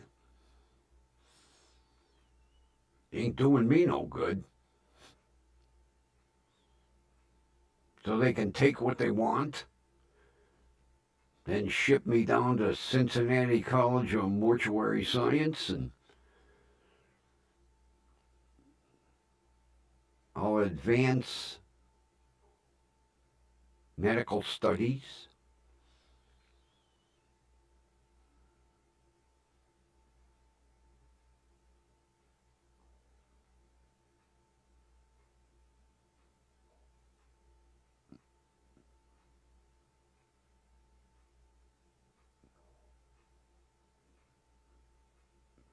And doing it in memory of my niece.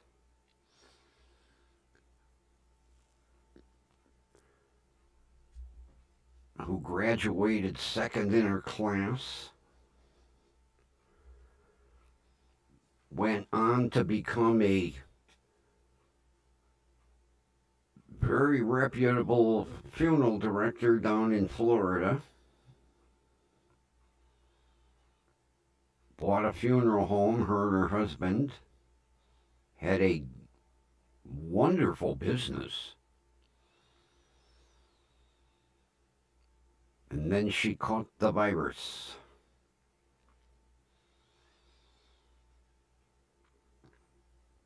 And unfortunately, didn't make it.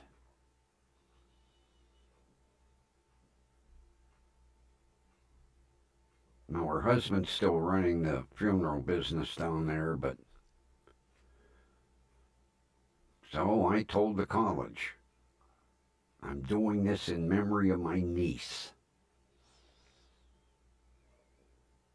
And they were very appreciative. They'll be even more appreciative when they get my stiff down there. They'll unwrap it and go, oh, fuck, I ain't working on him. Oh, that's scary. Professor, do I have to... I'm assigned to this one. Oh, please. Oh, okay.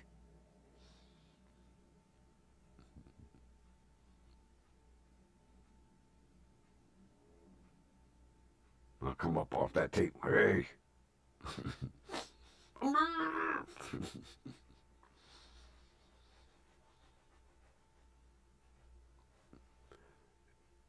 It was amazing reading about that college.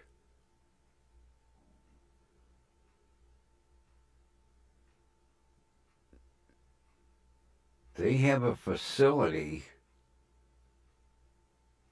to store 140 people.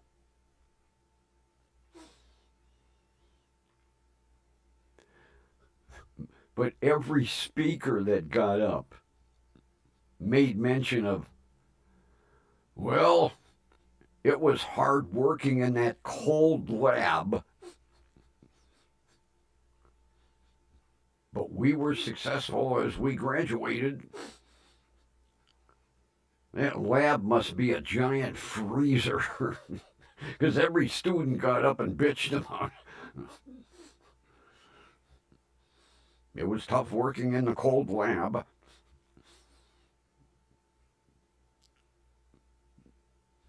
They didn't have any pictures of the lab, though. I wouldn't. Oldest mortuary college in the United States. Started back like in the 1800s. I was like, holy shit. No wonder my cousin or my niece wanted to go there. Place had some notoriety to it.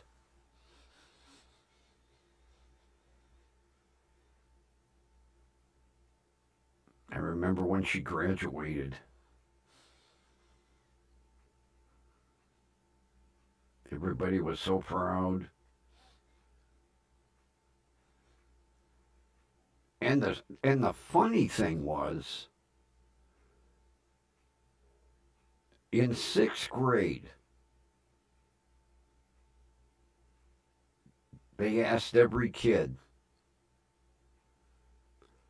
what do you want to be when you grow up? And here's my niece going, I want to be an embalmer. Whoa! Where did you learn that word? From 6 years old, or from 6th grade. And she went on to pursue that.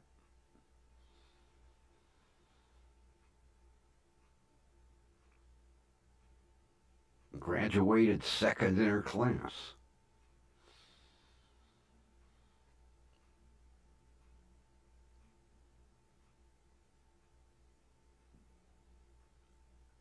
She was like 2 points away from being first.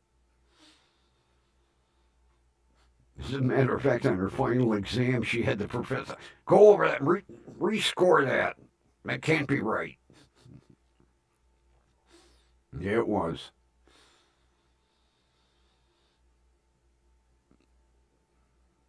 She was sassy, I'll tell you what. She had an attitude about her.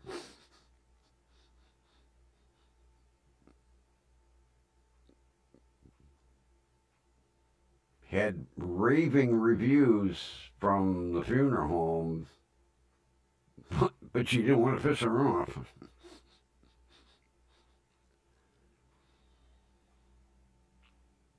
And she was outside of Clearwater.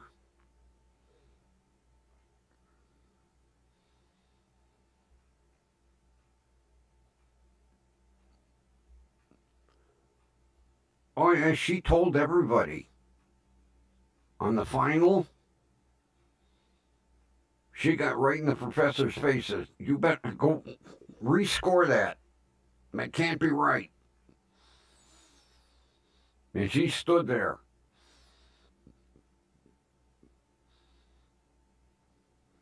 And unfortunately, but she still, what the hell's the term when you're second in your class?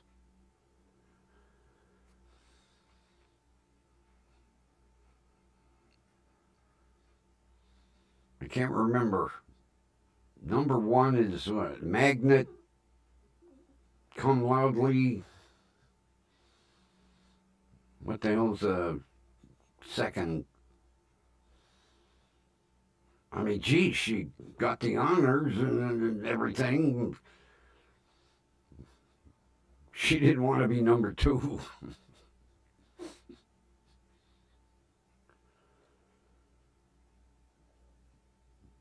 As a matter of fact, the girl that I talked to remembered her. She was one of her professors.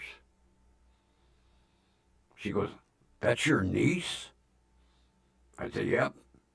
They didn't even, nobody told the college she had passed. They were shocked. I would have figured somebody would have told the college.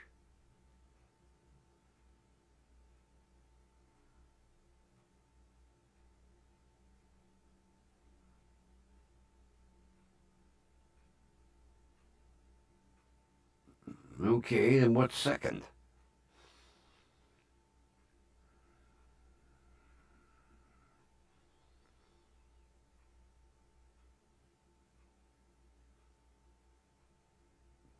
Because when I was talking to the head of the donation program, I said, "Well, I'm doing this in memory of my niece." And she said, "Who's your niece?"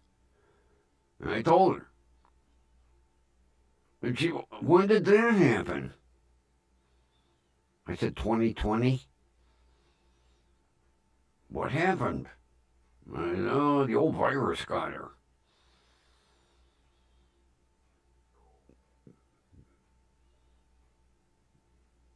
So when they had their memorial service,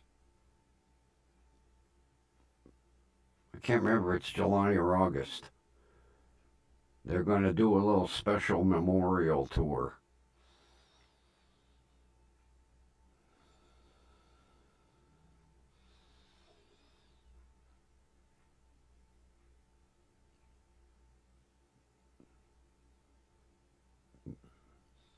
I would have thought at least somebody would have called the college and said, "Hey,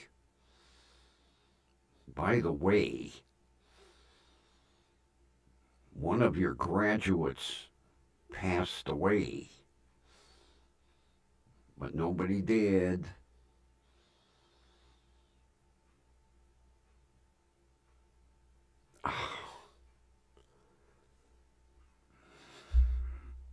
My cat's in the kitchen again. I hear cupboard doors. God damn cat. May go kick his ass and I'll be right back. Damn cat.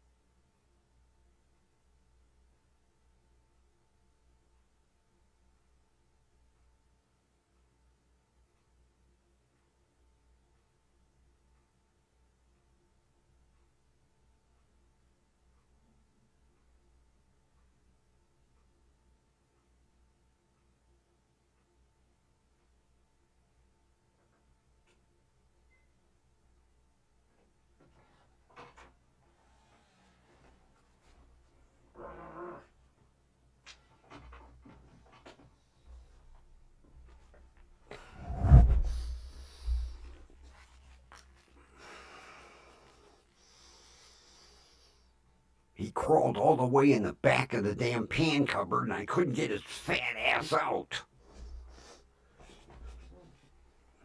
All the cupboard doors open. Here he is in my pan cupboard, all the way back in the corner, looking at me like, ha ha ha ha. Got him by the back of the neck like, Mommy, get out of there. I'm going to have to buy locks for all my cupboard doors now.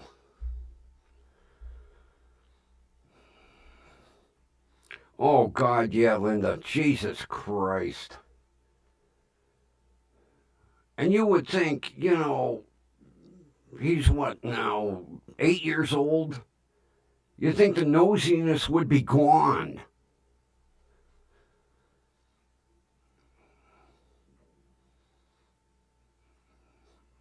He just can't stay out of trouble.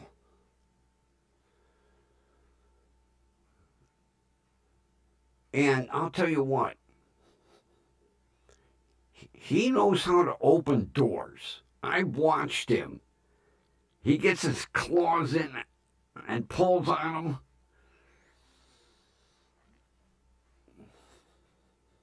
Anything he can get into.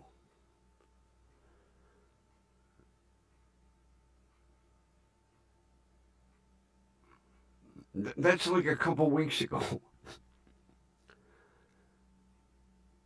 I've got some extra pans that I'm not using. So I got a box. Okay? I put the box down,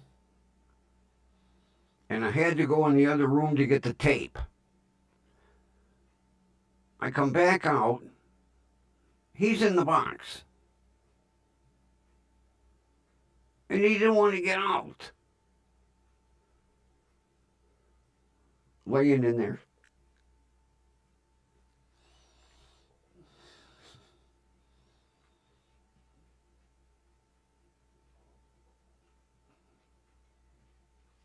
That's like my broom cupboard. I have a bunch of plastic bags, the ones you get from the store. I come out the other morning, they're scattered all over the kitchen. Every bag. The whole kitchen.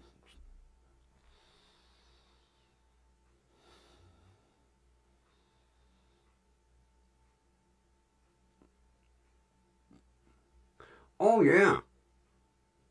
Because my son's little dipsy doodle female,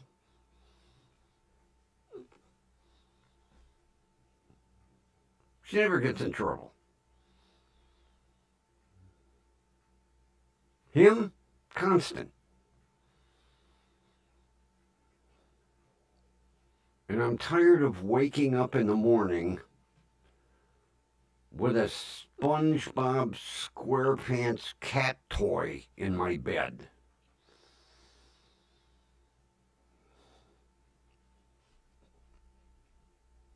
$200 cat toys. He likes SpongeBob SquarePants. And he brings them in, he puts them on my bed. And every morning I get up and I put it back in the box. And every night he brings me SpongeBob SquarePants.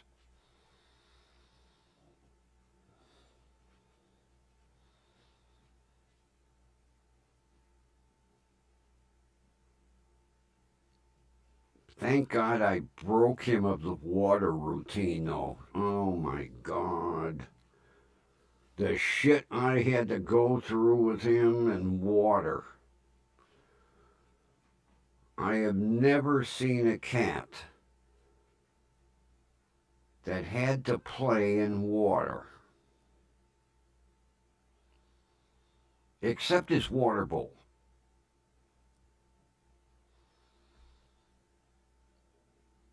Somebody would leave the lid up on the toilet.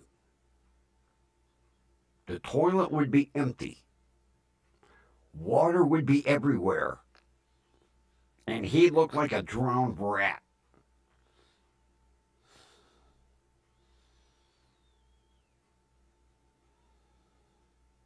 So what did we have for dinner, Ron? What did you finally end up making?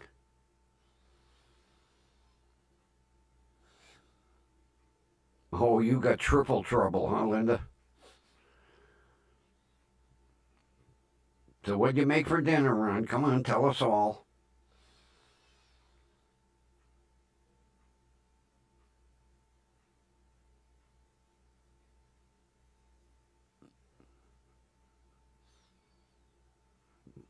Oh, now I got you wanting salad, Linda?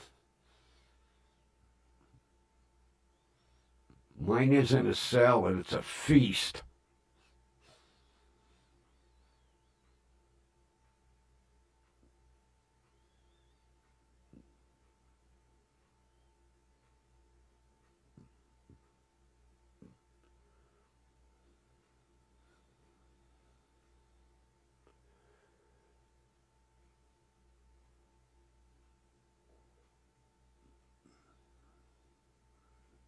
Oh, okay. I could go with that.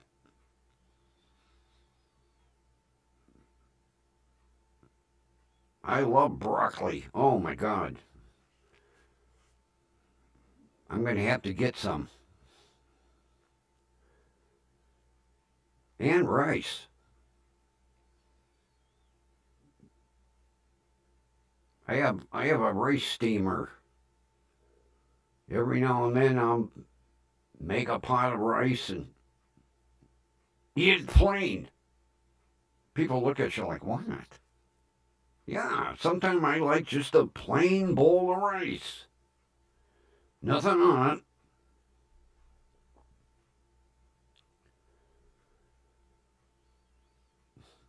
Although I do like my rice in sushi.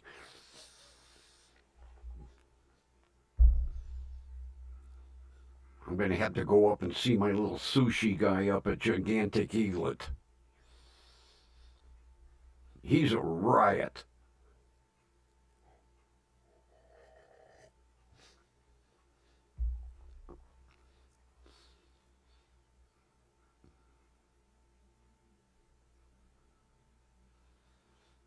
He's a little guy. He's only like 5 foot tall.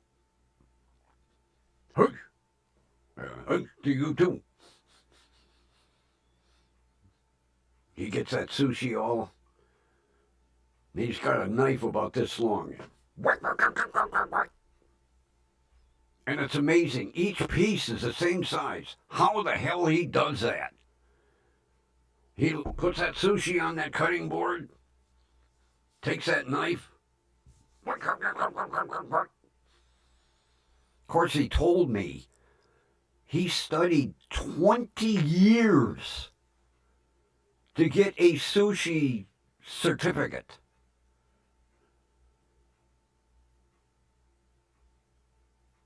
20 years.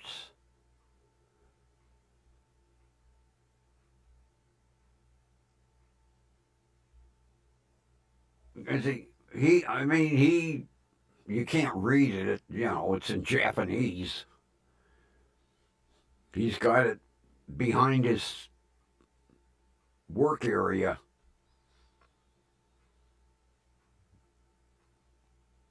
Because I was commenting on it one day. I asked him what that was, and he said, my certificate, sushi master.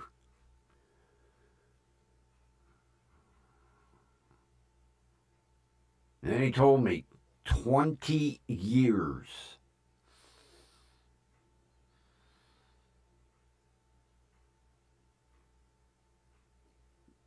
That's goddamn dedication. He started when he was 16. 20 years to get his sushi master certificate. Of course, after 20 years, I can see how the hell he could slice each piece the same size.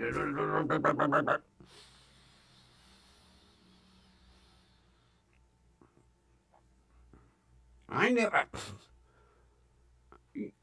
Once you make it,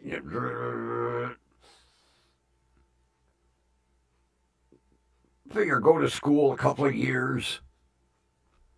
20 years. to get a sushi master certificate. Although I'll tell you what, he does some beautiful work.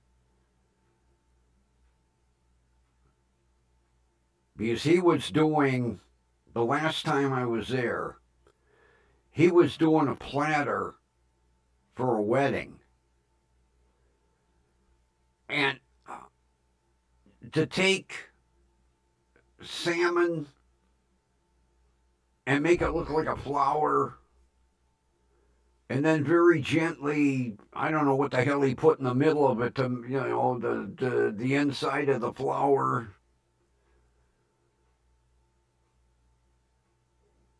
Just gorgeous. And like I say, when he stands back and cuts that roll, and he lines the pieces up, and they're perfect. Of course, 20 years swinging a sword, cutting sushi, sooner or later you're going to...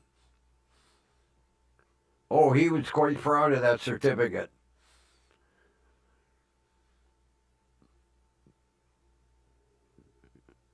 As a matter of fact, it's got a beautiful frame on it. Oh, my God.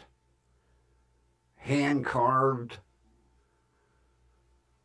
Of course, after 20 years to become a sushi master, let's hope they give you a nice diploma. And here he is making sushi in a giant eagle.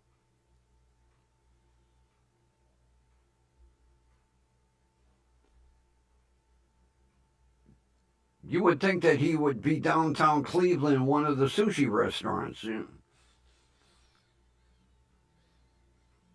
And who would think in this blue-collar neighborhood he could make a living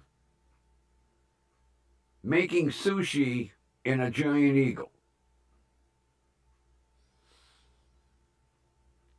Because he told me he rents that area.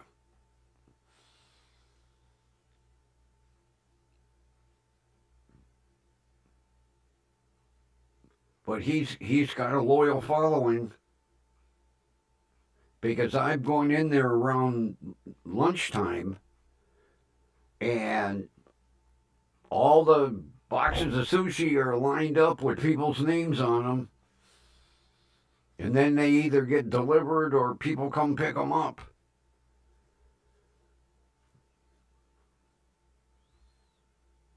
But can you imagine going to school for 20 years to get your certificate? But he does some beautiful, with fish and rice and seaweed. Man. Yeah, he was making hors d'oeuvres for a wedding.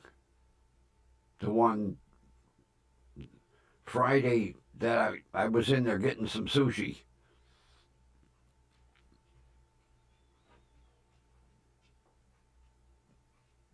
And then the adornments that he made,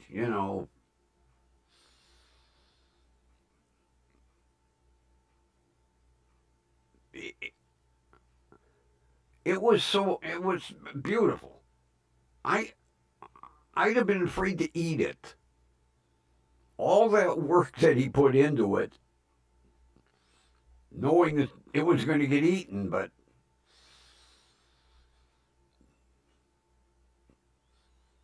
because he took a piece of salmon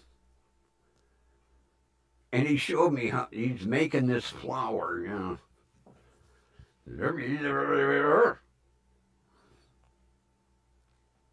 Do that again. Pick up another piece.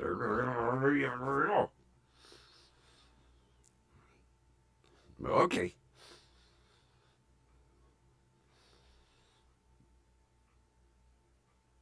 He thinks I'm strange, though.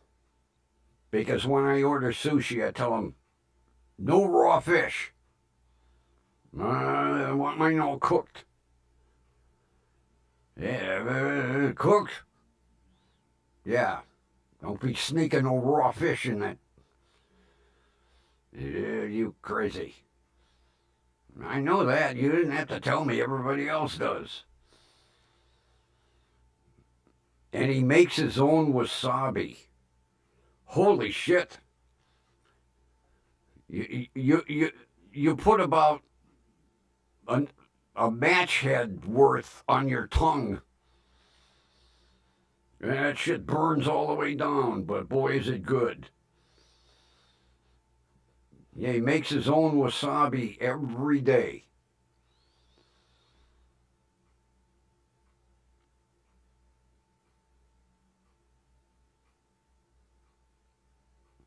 But he's good. And the sushi's delicious. Oh my God.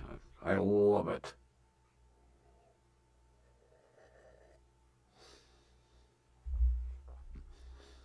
I haven't had it in about 6 months. Although I don't go to that gigantic eaglet that often. I hate that store.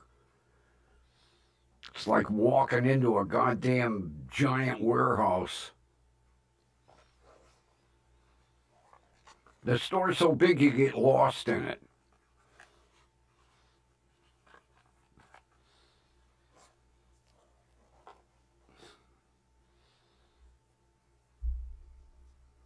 Of course, it's got a little cafe in the corner.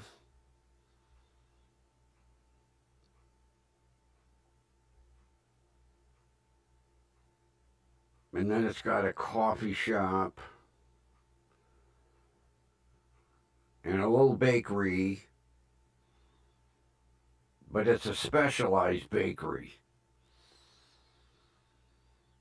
Make all kinds of fancy little cakes and then next to the bakery is the sushi guy. That's what I call him, the sushi guy. You, a sushi guy. Then he mumbled something in Japanese, and I don't think he's complimenting me.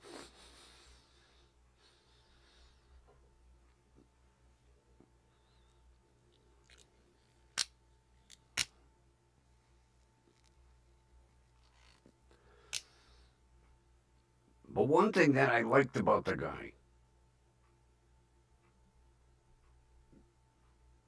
is if you never had a certain item before, he'll give you a free sample. Here.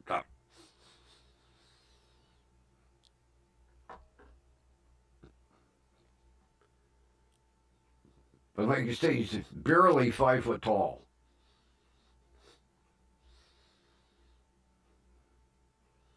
But boy, he can wheel a knife. Oh.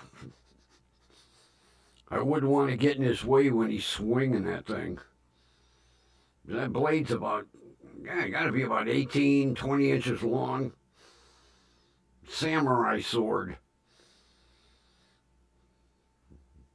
But it is so cool when he'll have that roll of sushi sitting on that cutting board. And then he wipes a knife. And each piece is... How the hell he does it, I'll never know.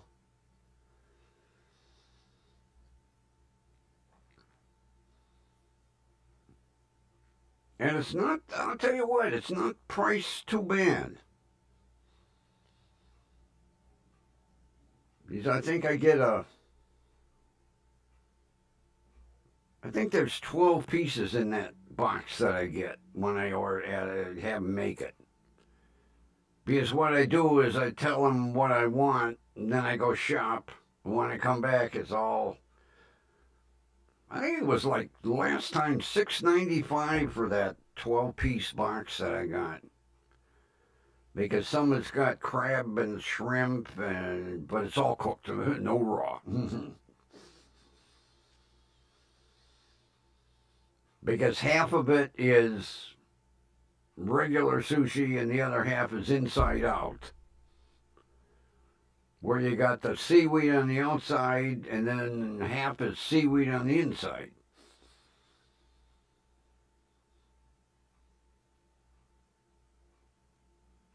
Yeah, that was like $6.95. Wasn't bad, and I'm cheap.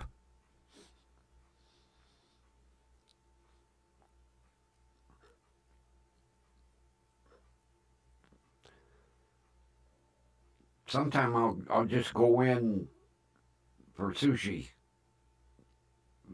I like to stand and watch him because he puts on a little show when he makes it.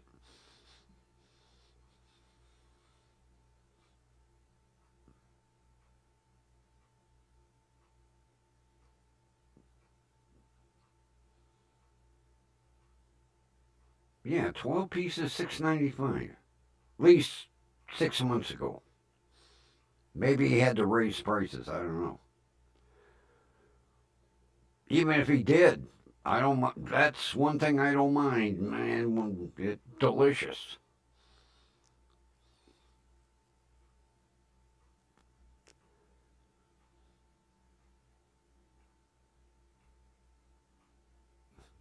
I never forget the first time I told my buddy, he said, "What are you having for dinner?" Sushi. What? Sushi? You turning into one of them yuppies? No, I like sushi. You're a sick bastard. Well, thank you. Glad you noticed. Oh, next week. I have to see my primary care doctor.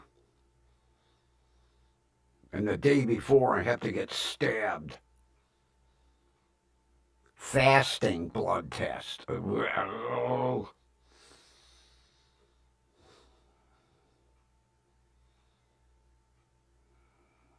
Yeah. Go see the vampire. Then I'll catch all kinds of hell.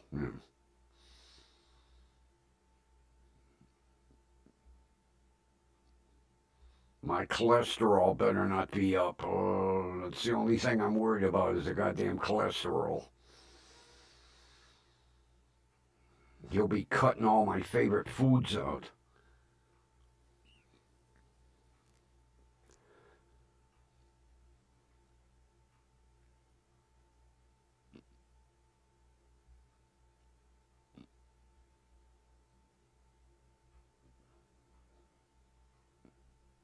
Yeah, I see him this coming week. Then next week, I gotta go stick my foot in the doctor's face. My feet. The foot doctor.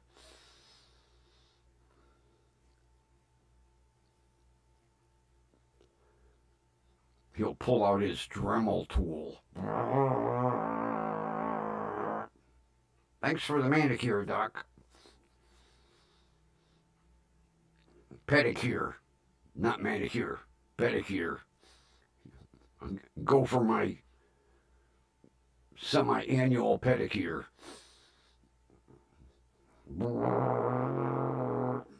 Come out with an angle grinder.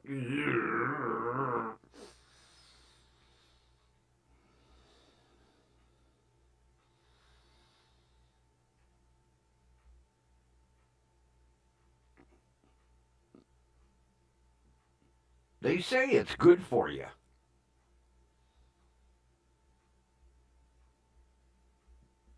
Japanese eat a shitload of seaweed. And it's supposed to be very healthy for you. That's why they make sushi with seaweed.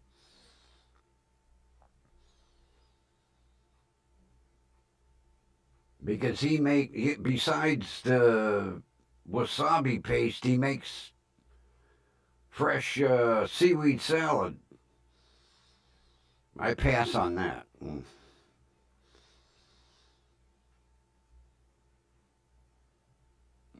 That's why they say they're so, Japanese are so goddamn healthy. They eat a lot of fish, very little meat, a lot of rice, a lot of seaweed. God, there's one area I was reading quite a while back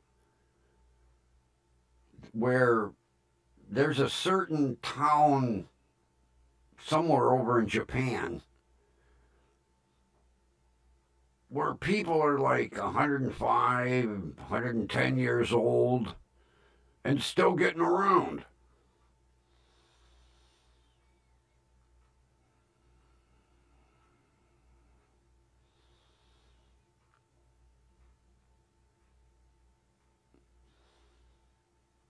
Yeah, well, my last chest x-ray, they said something about plaque in my aorta. My aortogram. Got some plaque in your aorta. Okay. Long as it's some. That's the only thing I'm worried about.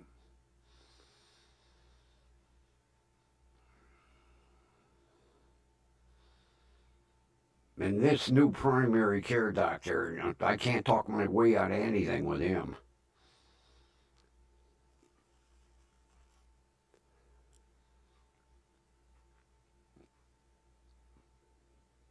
Yeah, I had to go for that. I think it was a CT scan or an aortic. He just did from here to here. Said, oh, you got a little plaque in that aorta of yours.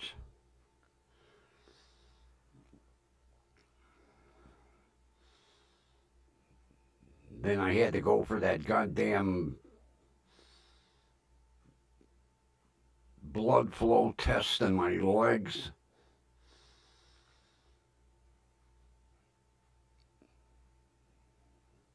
Now, I know he's going to give me hell.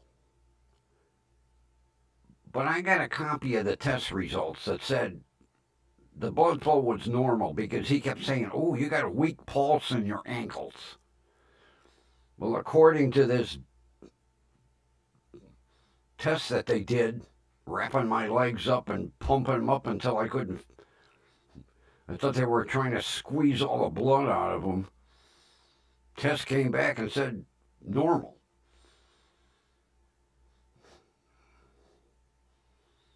So I don't know where he was checking the pulse in my ankle.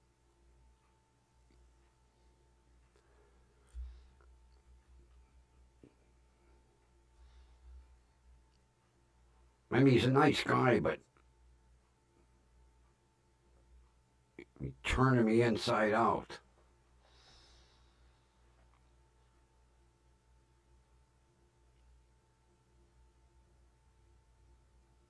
So I'm not looking forward to next week. The 18th, I think.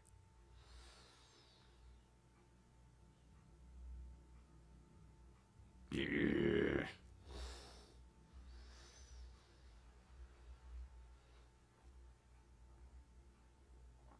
Well, people, I think it's salad making time.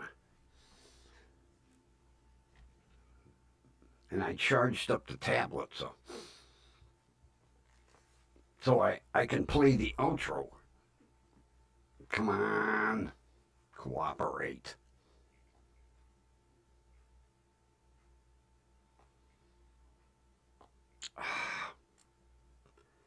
Always got to give me a hard time.